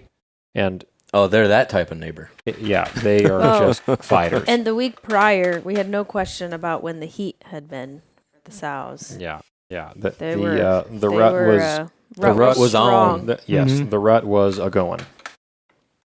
So you and I sat there and scrolled through grizzly bear pictures for a good long while and decided, all right, this is going to happen. The first grizzly bear that shows up. And so in my mind, I thought, well, 2 of these sows have extremely good hair. Ethel and Lucy, which, by the way, if you are wondering why we have these names for these bears, it's from I Love Lucy, the old TV show. If you don't know that. I don't know why that just came to mind when those grizzly bears came in, but it's just what came to mind. Hey, that's Fred and Ethel. Hey, that's Ricky and Lucy. I don't know why. I came up with Ricky and Lucy. You did, and that was quite nice. It And fit you the Fred and named Ethel. them. It did. We named them because there's so many bears. It's just that way you know what each other's talking about. Yeah, and those grizzly bears that were in there, those half a dozen, were pretty recognizable. Lucy, I think you and I would have probably fought a little bit over who got to shoot Lucy. A little bit. She was borderline white from the knees up. She was older, and she had a very distinct face that was scarring on it. Yeah, some scars on the bridge of her nose, and then jet black from the knees down. That's a really unique bear. Some people like to call a dirty brown colored grizzly bear a toklat bear that has darkish legs and a dirty brown top. This was actually a toklat bear. This was a toklat bear. Huh. This was a toklat color size. Dark on the bottom. Yeah, say the word, palette. the image is there. It's a super, super bright blonde. It's not this, normal grizzly looking brown with then darkish legs. That's not a toklat bear. She wasn't one of the normals. I get kind of tired of noobs that I know what you mean. Any grizzly bear a toklat color grizzly bear. Ooh, look, it has 2 different shades on it. Yeah, because it almost just kind of negates the specialty of what a toklat color bear actually is. It'd be like calling a black bear with a white patch a glacier bear. Yeah. I mean, it'd be like looking at moose and going, man, that's a nice set of horns. Yeah. Well, that's worse. That's a whole new level. That's a different level. But you know who you are. Moose horns. But that particular bear, I haven't had a grizzly bear on that bait, that color. Yeah. And that just really jumped out. I don't know if I've I've ever seen one on camera that. Super Did you white. show me any pictures of that bear? I don't think I've seen any It was good the pictures Skinwalker of that bear. bear. Oh, yeah. Okay. Because Lucy stood up on her hind legs in the Skinwalker frame, bear. and she was kind of lanky looking, Mm-hmm. and it looked almost a little bit creepy because she she was angled just right. She looked almost like a little bit. Well, of a text me the Skinwalker. photo, and I'll try to remember to put it up on the. Oh, yeah. It just. Yeah. She kind of got that owl me necking see. going on there. Yeah. Yeah.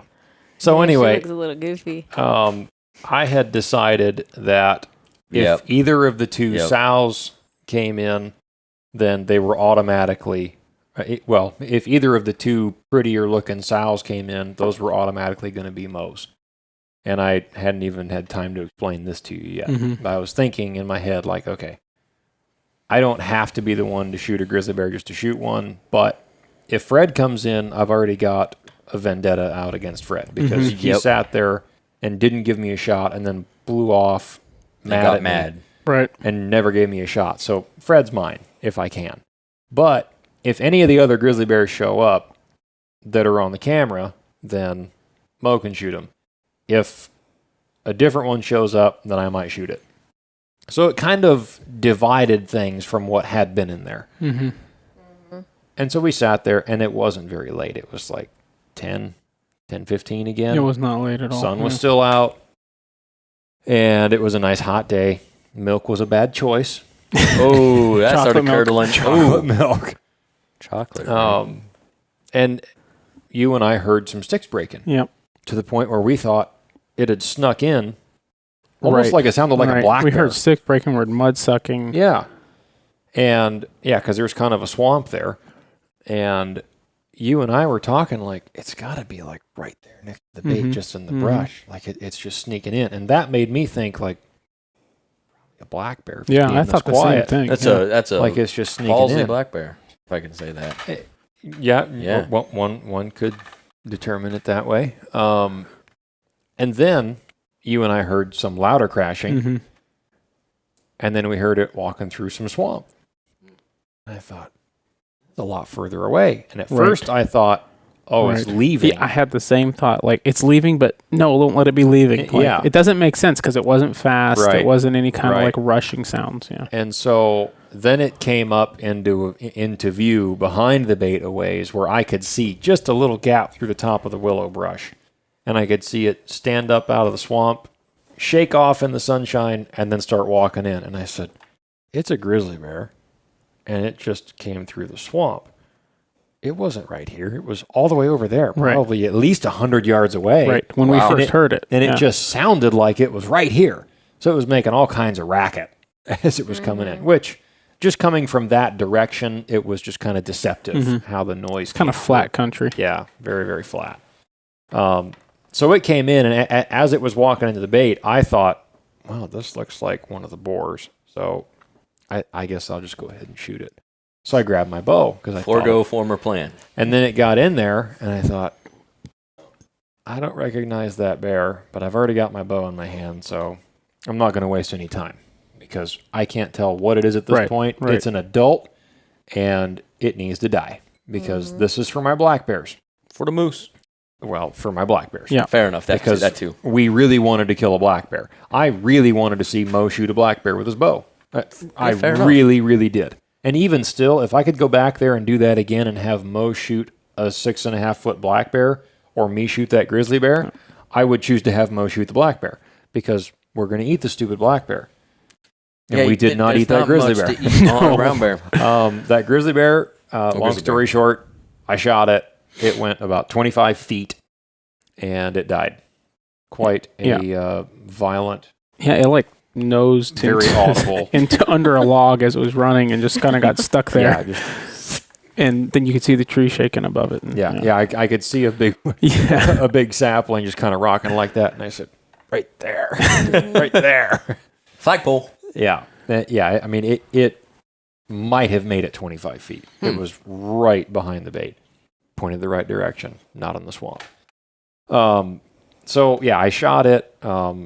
And I was shooting the same bow setup with my compound that I have been for several years now. At that point, it was 63, 64 pounds-ish. Is that the first bear you shot with those M3s? No, you shot some last year. Mm-hmm. Okay, I shot couldn't the remember. one last year with that one. I shot that 7-footer in the forehead with that's right. broadhead. That was the M3. Okay. And through the lungs first. Yeah, well, yeah. Two broadheads in but that bear. That bear, this one, and the one before that was also with the M3. No, that one you shot with a rifle. Mm-mm. I'm talking about with a bow. I thought, for some reason, you just switched like last spring. No. I've been shooting the M3s for at least the last 3 bears that I've killed with a bow. Yeah, you know what? I think it was because it's when I started shooting my bow again and I picked up some G5s, and it was right after that you switched to the M3s. I might have switched to the M3 right after I bought this bow, actually. I think it was close to that, very quickly afterwards. Because I started hunting again and got my bow out and started shooting and just wanted a decent broadhead that wasn't a slick trick. Right. So I shot this grizzly bear with the M3 125 grain and an Easton FMJ. That was with a 340 spine. And so for anybody that actually cares, it was, I don't know, 500 and something grains. Not crazy. Full length arrow. Yeah. Not crazy heavy, but not light. And it shot clean through it and buried the broadhead in the log behind the bear. Yep. Which So now lives there forever. the broadhead is now there until I go cut it out with a saw next year, which I probably will do. But arrow went clean through it, and it spun, took off, went 25 feet, and died. And you had clipped your GoPro right up next to the bait, and then you were able to remote switch it on with your phone as the bear was coming in, and then put your phone on a mount in the stand. So we got two different angles of that bear getting shot. Very professional. If you go to... Not really, but... Cool. It was pretty sweet footage. It was pretty sweet. Yeah. And I'm getting there with this. I've gotten to some, I feel like some level of, I know kind of what I'm doing with videoing our show.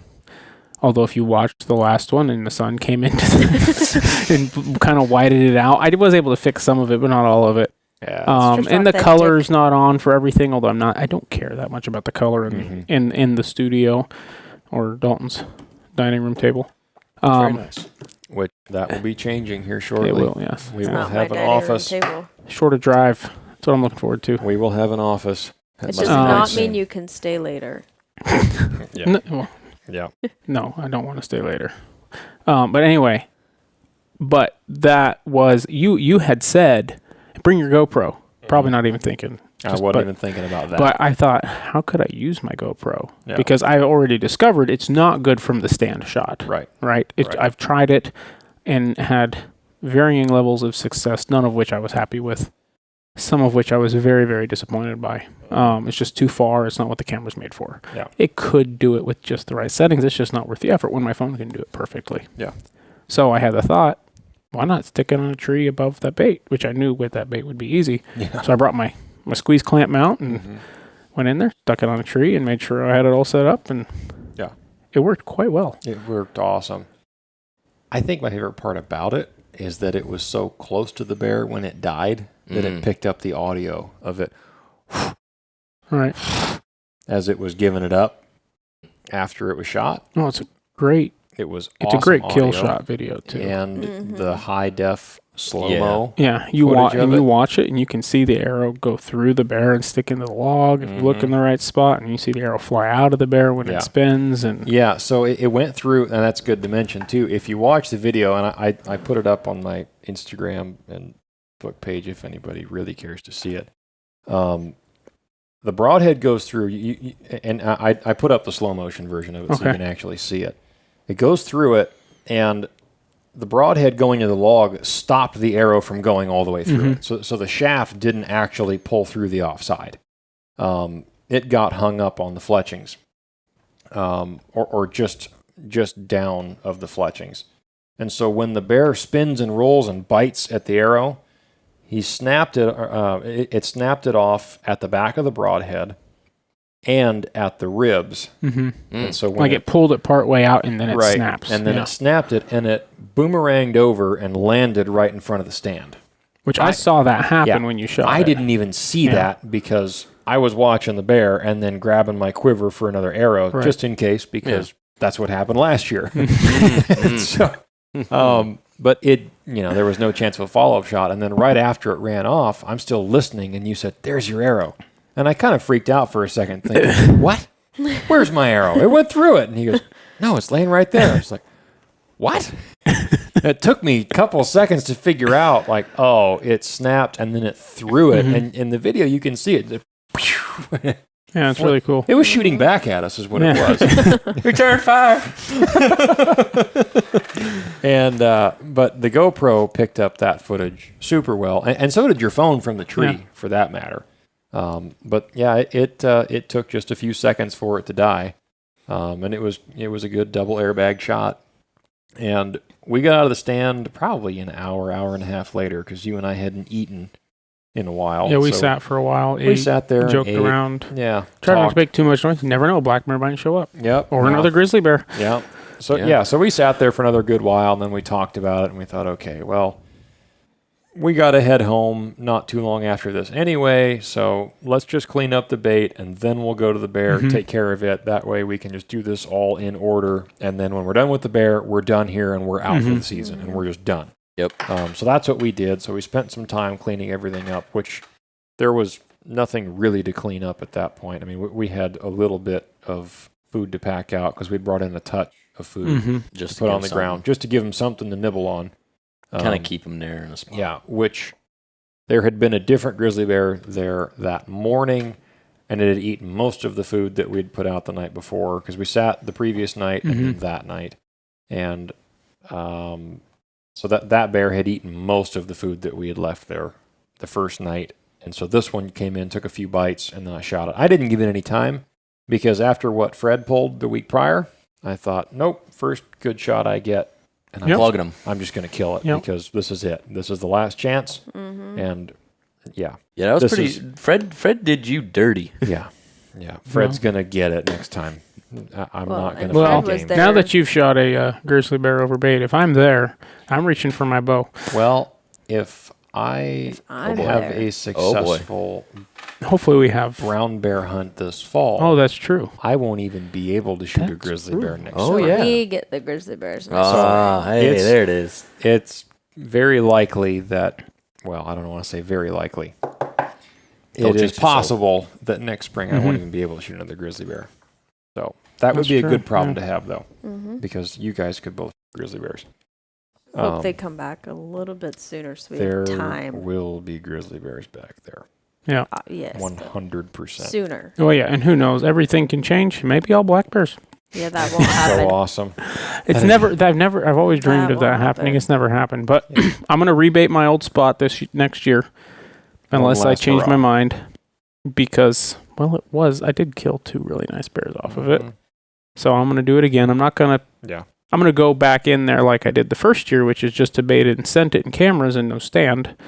Instead of, this year I was just like bait, scent, camera, stand, everything all at once. And then I sat in the stand one night. Yeah. 2 nights. And we'll have more baits next year too. But I've got another spot not too far from that one I put a permit and some camera and some bait out. I didn't really have time to hunt it, but I did have a bear show up in 24 hours. A nice black bear. So Yeah. Oh, yeah.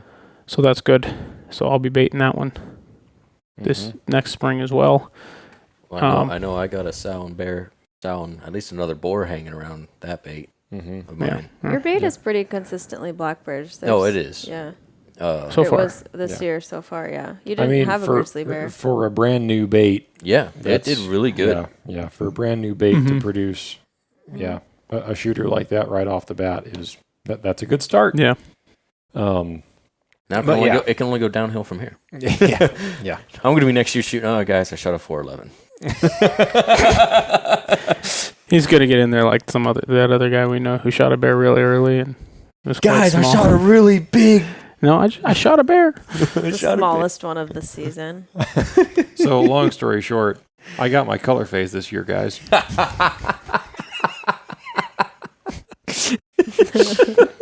You remember that story? huh, Hunter? Oh, yeah. Oh, I remember. I remember sitting there going, "That's not what you think it is, Chief." But hey, you sell that horse however you want to. It got no teeth though. Yeah, that comes from a friend of someone we know that How much more obvious can we make this? that shot a bear that it was legal. It was but legal. They thought it was a color phase black bear, and it was in fact a potato sack grizzly bear. How do you miss that hump? I'm still confused over that. Like, that was clearly a hump. There's so much more than the hump, too. Oh yeah. Well, and I think I it remember was. seeing the picture, and it's like, wow, look at those feet. That's not a black bear. I think it was a quick. Yes. Snap see the judgment. bear, shoot And, it, hey, and you know then- what? Hey, look, there's a bear. Boom. Yeah. It's a dead It happens grizzly to bear, everyone. so who cares? Well, Right. it does not happen to everyone. Oh, true. That is not true. Not that. No, okay, not that specific. That is not no, okay, true. hold on. Hear me out though. Not that Some specific of us know scenario. how to tell what kind but of bear but it it's is. but it's more along the lines of bear. Right. That's what we're getting after. Yeah. Well, yes, that could happen to anyone, and that's fine. But when you're going around like, I got my color phase bear. No, you didn't. Anyway. Nope, you got your grizzly bear for the year. Yeah. Congratulations. Yeah. Big pat on the back. Yeah. Well, I do hope you kill a brown bear this fall, not just because I want to shoot. Well, yeah. So I mean, there's plenty of bears to go around. Yeah. Around there. Yeah. Yeah. I have since decided, since our last episode, that when I go on the brown bear hunt this fall, I think I'm taking my bow. So I took my bow over to Screaming Eagle. Yep. He's tuning up my draw weight to max out the draw weight on that bow, because the only reason I didn't have it maxed out before is because the previous bow maxed out at 60, and that's the one I bought all my arrows for. So I could only bring this bow up to about 63, 64 before I had to go up an arrow spine, and I didn't want to pay for all that. And so if I'm just shooting stuff in the interior, then what's the problem with 63 pounds or 64 pounds? Nothing wrong with it at all. Yeah. Nothing. Nope. Coastals are different. But with a little bit bigger bears down there, May as well. Farther shot, potentially. might as well. Yeah, and likely A not lot going farther to than be. a bear bait. Yeah, likely not going to be an 11-yard shot. It'd be cool if it was.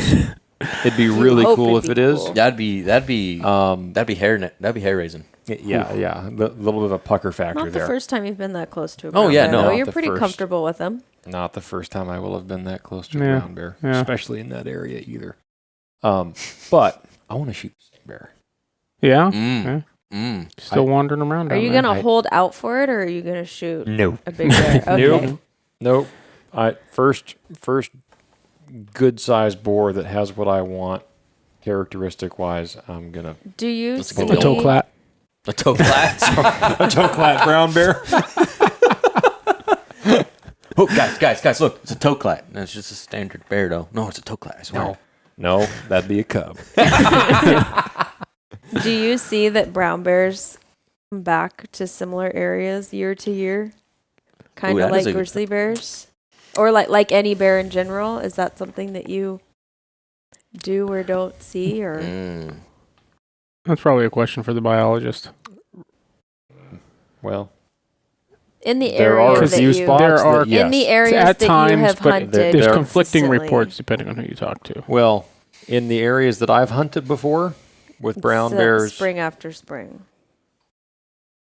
yes, Hmm. it can be the case, but not in every spot.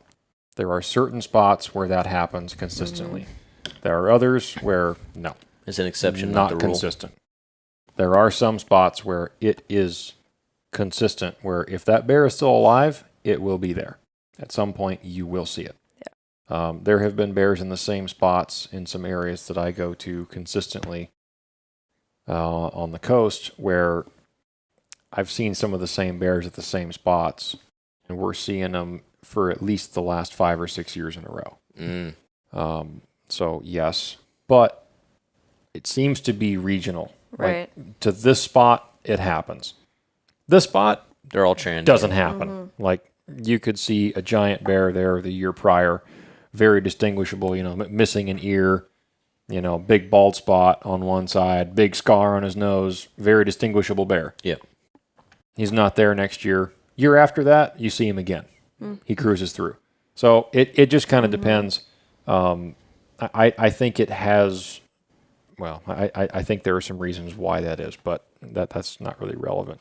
But I don't really expect by any stretch to see that same bear again. How long ago that I'm talking about? This was a would couple that of have years been? ago. Yeah, I don't think Couple that's of in years ago. years. So Oh, that. I'm going to hunt the same spot. Mm-hmm. I'm going to hunt the same creek, and I'm going to hunt the same brush patch where they like to fish there, because that's a dynamite bow spot. Mm-hmm. If there is any spot that I could get sub 20 yards, that is situation A, as far as being able to move in on them. There's other ways to do that, but I'm going to favor that particular creek. But that'll be fun. I've dreamt about shooting a brown bear with a bow since I was a little kid. That's kind of one of the pinnacles of bow hunting, I think. And I don't consider myself a diehard bow hunter because I'm not. I'm more of an opportunistic bow hunter. Definitely more of an opportunistic bow hunter, just because baiting is easy to do it, and it's just a fun way to do it at a bait. Right. But with brown bears, I've shot enough of them. Well, I've been on enough brown bear kills between guiding and personal hunts that, to be honest with you, I don't really have any great desire to just go and just shoot one with a gun. If the bear is, if I think the bear is well over the 10-foot mark, or it comes right down to the wire of hunt days, and a bear hangs up outside of bow range, but still sub 110 yards, I might consider shooting it with a gun.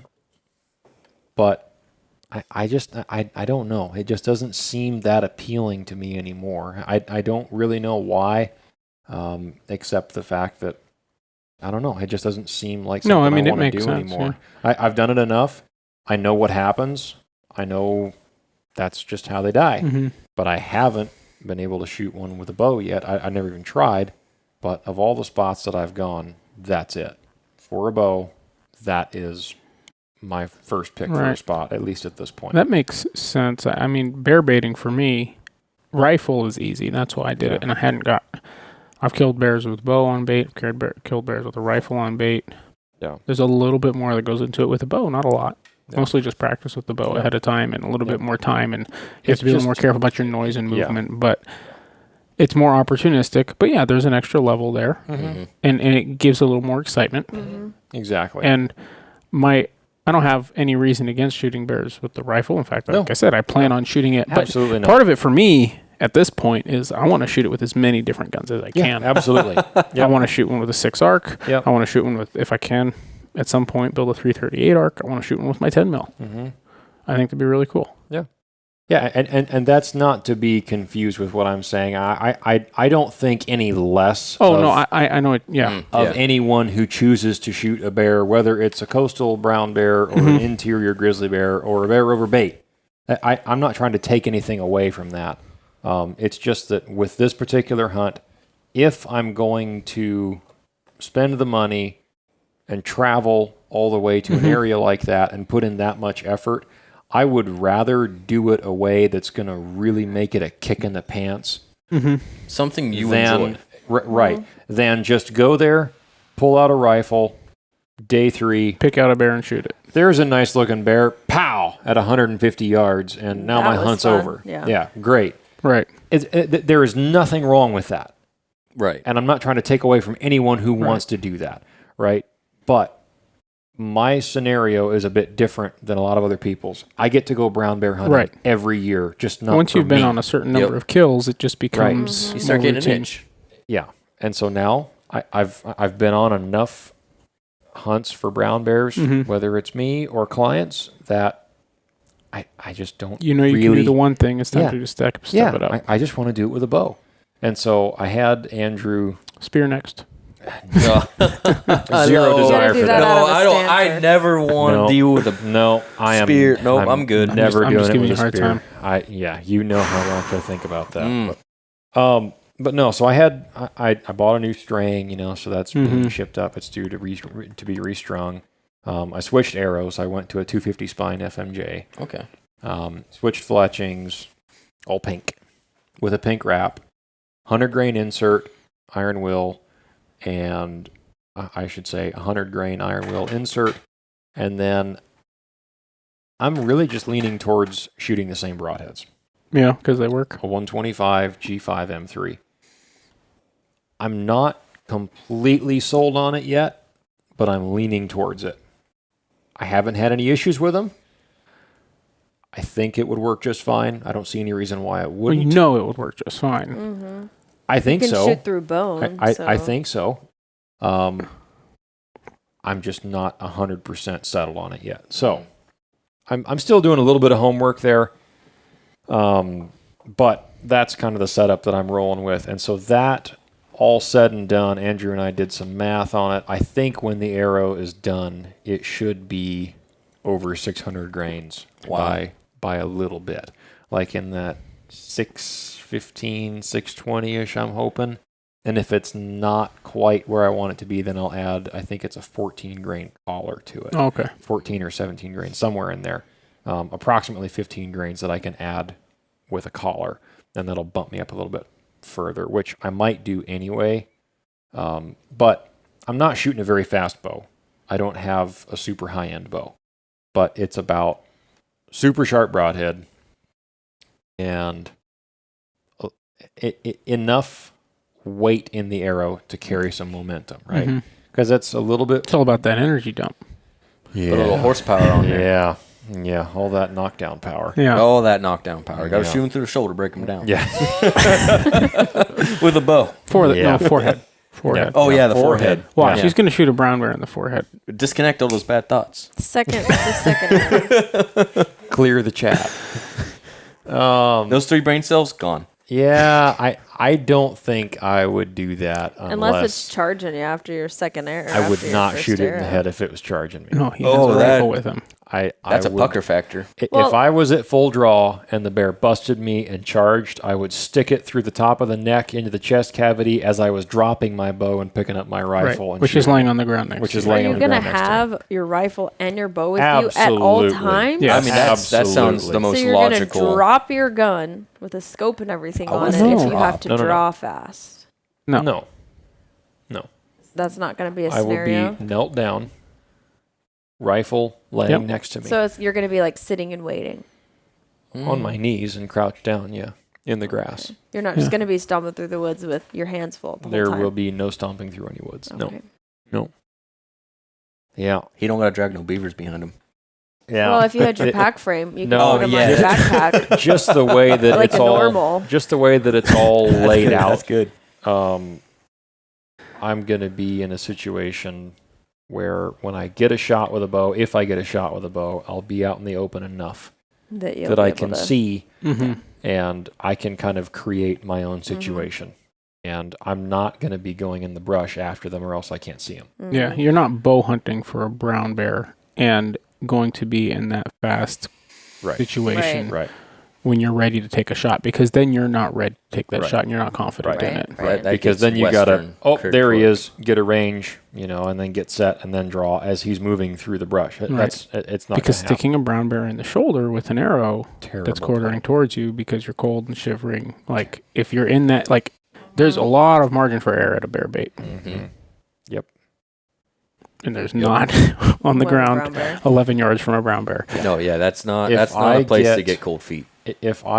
When I get my bow back from the shop, when the string makes it in and everything else and all the arrows are done, the first thing I'm going to do is start shooting it with a puffy coat and a raincoat on, because that's probably what I'm going to be wearing on the coast. Oh, yeah. Because it's going to be late fall. The last time I was there, it was sub-freezing every night. There was ice in the mud puddles every night, and it was nice and cold. Could be different this year, you never know, but I will very likely have a raincoat on.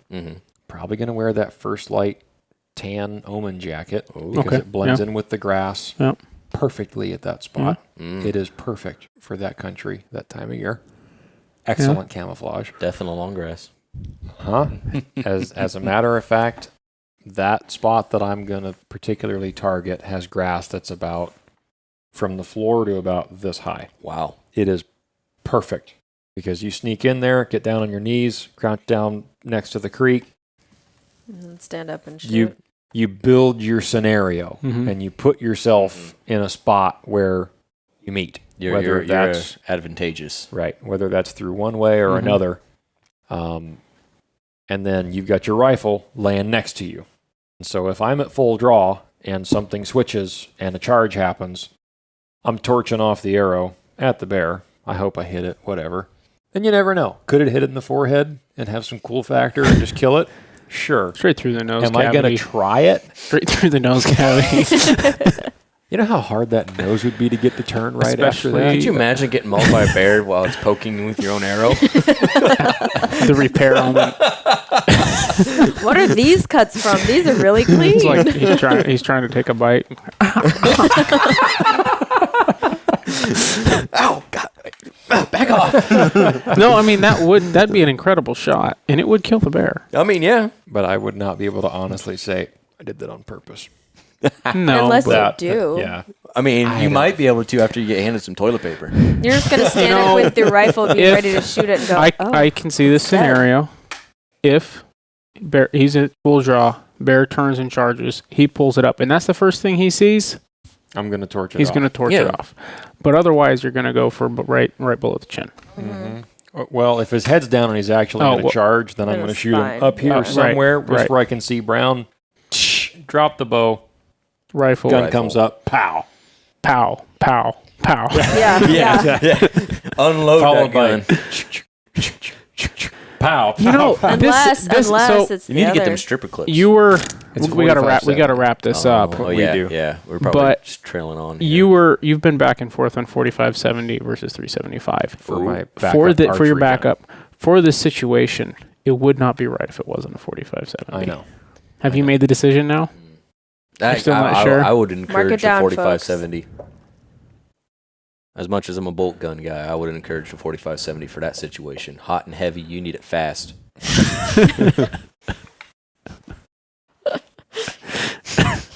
That's one way of putting it. Anyway, that's my take. Yeah, and that's where I'm struggling with it because I also have 2 other people with bear tags that are coming along. And I'm not guiding here for folks that are wondering. But you'll be running back up. Right. And so it And is one not other is shooting a bow. it's not a question of whether or not I'm bringing a rifle along with my bow. It's a question of which rifle is coming along. Because for the other guys, I would rather have my 375 there as a backup gun. I think. But I've never shot a brown bear with a 4570. And mine is a little 16-inch barrel, so it's super handy to carry around. I've got 6 rounds on tap. It's quick to reload. It's Quick to get off the shoulder. Yep. peep sight, right? So it's fast. And for that matter, like there's no scope to get knocked off to bang 0. around. I don't have to shoot it when we get there to verify 0. It sounds like you're kind of talking yourself into it a little bit here. I'm really trying to, but my number one hesitation is I've never had a lever action in the salt water. Ooh, that is Okay, I have. so it's super salty there, right. Yeah. right? That's one thing. Other thing is field maintenance. If I get a bunch of sand and grit in it, how easy is it going to be for me to clear that gun if it gets super dirty? Go down to the Walmart and buy that thing of Alaska beach sand or whatever they sell there, the nonsense, and pour it in your action here and see what happens. Ooh, that's... Hey, gunsmith, I need you to check this out. Why is it covered in play sand? You know, I don't know. Let's take it down to the playground. Oh, no. Because I think because you have the new Ruger made one that's got the smoothest, but a lever action is known to bind with a little bit of grit. And so you've honestly just got to... I've never had mine bind. Yeah. I have heard of it happening, though. That is something that's in the back of my mind right now. Because there's nothing easier for me to field strip and clean than a Model 70 action. Yep. Or a Ruger M77 action for that matter. Super easy. I can have that firing pin stripped apart and in my hands in seconds. 4570, sure, I know how to take the loop off and pull the bolt out and basically clean it, but is that going to be enough? And it's not quick. It's not quick for you, Yeah, Brett, it's not especially quick. now. It's a pretty and there's a involved little, process. sprung part. Yeah. So that gun's done. Yeah, there is that aspect. That's part of the reason why I'm not decided on it yet. You know, I've been carrying mine for 10 years. Have you And taken I it have to I have taken it. the salt and the sand? I'm going to say 9 years. Probably that I've been carrying mine. Did you take that one to the salt? I did not. I took my dad's. Oh. because I did not yet that own one. first trip that we made. Yes, too. which is the same he's had gun. his for a Right. long time. Actually, too. mine is the big loop and stuff, but other than that, it's the same gun. Okay. And I think he's actually put a big loop and stuff on his now. Oh, but has he really? I think so. He was looking at that He for a had that. while. He had the original box lever on his. Make a pretty paint. Which is actually kind of nice. Yeah, It But- is nice. That's always been his But, favorite gun. I think he was talking about doing some of those upgrades and stuff on it. I don't know if he did, but I took that one and I had 0 issues. Right now we weren't in boats and stuff that trip, but you're not going to be in boats. So it's ultimately down to preference at this point. Yeah. The other thing I've thought about doing as well is I'll have a handgun with me. You're bringing that too?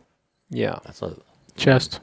Yep. I'll bring a chest rig that'll sit underneath my bino harness Mhm. because it's nice to have it in camp and it's nice You to don't have to carry a something. rifle around. Yep. It's just there. Right. It's nice to have something that I don't have to carry around. So if I have my handgun on my chest, and I know this is off topic, but this is still talking about bear hunting, so Yeah. we are We're- almost yeah. done here. We're done with the bear baiting stories. We're yeah, on to I got nothing. future So- plans. I got nothing So- but squirrels chirping at me, so I'm good. If I bring the lever gun, if I bring the 4570 as my backup gun, I could modify one of those Stealthy Hunter rifle covers Ooh. and cut out the webbing where it covers the end of the scope. So it goes down lower. So it goes down lower and covers that action and loop and seals it off from the sand And better. those things come off fast. They do come off fast. I don't need the elastic for the barrel cover because my barrel end is going to be taped off. Mm-hmm. So it could just be to cover up the action of the lever gun. And the only time that I have it out is when I'm on a stock or I potentially need See, the I say you do that, That's an item but you idea. buy a new peak one and do it so you don't mess up your OG. And it's got the faster quick release on those new Okay, ones. It's hear got me a out. faster buckle. Hear me out. Buckle action. We join up with Ryan and we design a Stealthy Hunter Not lever enough action time for cover. that. But it's not enough time. I mean, you could try Peaks. Yeah, Peaks took over the production of the Stealthy Hunter. Ah, okay. Yep. Yeah. Okay, now You don't want to cut up your OG rifle cover, man. I know you got a couple of them, I but have several of them. me too. But But I then do. it's- I do like that idea. then it's Actually, custom. modifying it specifically for For a the no lever gun. scope Yeah. lever gun. Because you'll use it again. It's Oh, not yeah. like it's going to be a Yeah. one. Yeah, Good you're back. almost going to deal. need to move straps though because they're so short anyway. Mm. Because so I use one because I have a scope on my 4570. I've got that 1.5 to 5, and they're almost too short. But without with the that scope, scope. and it goes So if you're lower on going without the gun, scope and going lower, you're going to have to do something else. It's just not. I'll take a look at it after we're done here. Yeah, there you go. Yeah, that's an idea. Well, folks, Sounds about it. I think that'll about wrap it up for this week's episode. If you enjoy the Great Alaska Hunting Podcast, please be kind enough to leave us a 5-star rating and a positive written review on whichever platform you're listening to us on. We do appreciate all the support, and we've got some interesting episodes coming up as we are cruising through the month of July, Oh, good grief. heading into August sheep season in September. I got moose horns on mine now. Antlers. I'm just getting this goat over here. And brown bear hunts coming up in Yep. October, and then other plans to follow after that. So we've got some guests in the pipe that are going to be coming on the show before too terribly long. And we will be talking about some other things that Mo and I have going on. We're quite busy, even outside of hunting. So it's a chore to even get these out every other week. Yeah, I will mention we had a comment. I haven't even mentioned this to you, but a friend of ours was talking about some tent stuff, commenting, and we've been talking about tents. We'll get around to that at some point. Yep. You and I have a trip planned before long. We're going to I'm very curious about this, but yeah. Yeah, me too. First time doing something like this with that. Yeah. And that's all we're going to say. So we appreciate you guys listening. If you like the show, share it with a friend and drop a review and a comment. We greatly appreciate it. That's the only way that we ask you to support the show at this point in time. And also a thank you to our partners, Initial Ascent Packs, the finest backpacks. We're going to have one of them on here before too long, too. We've got that in the works. So keep an eye out for an interview with the guys from Initial Ascent. And thank you to Hammer Bullets. And also to the last one, Stealthy Hunter. Ryan Lampers, who is now basically just Stealthy Nutrition because they partnered up with Peaks to make the rifle covers and glassing pads and backcountry medical kits. So if you're looking for those products, go over to Peaks website, which right now they have the Dyneema 4-man TP in stock right now. Pretty tempting, but you are terrible at the Irish goodbye. Can I just say that? I have. No, this is the Midwest goodbye. I have had good luck with my original, so that's my excuse. It's called the Midwest goodbye, by the way. Yeah. So until then, we'll see you guys in 2 weeks, and enjoy your summer. Get ready for sheep season.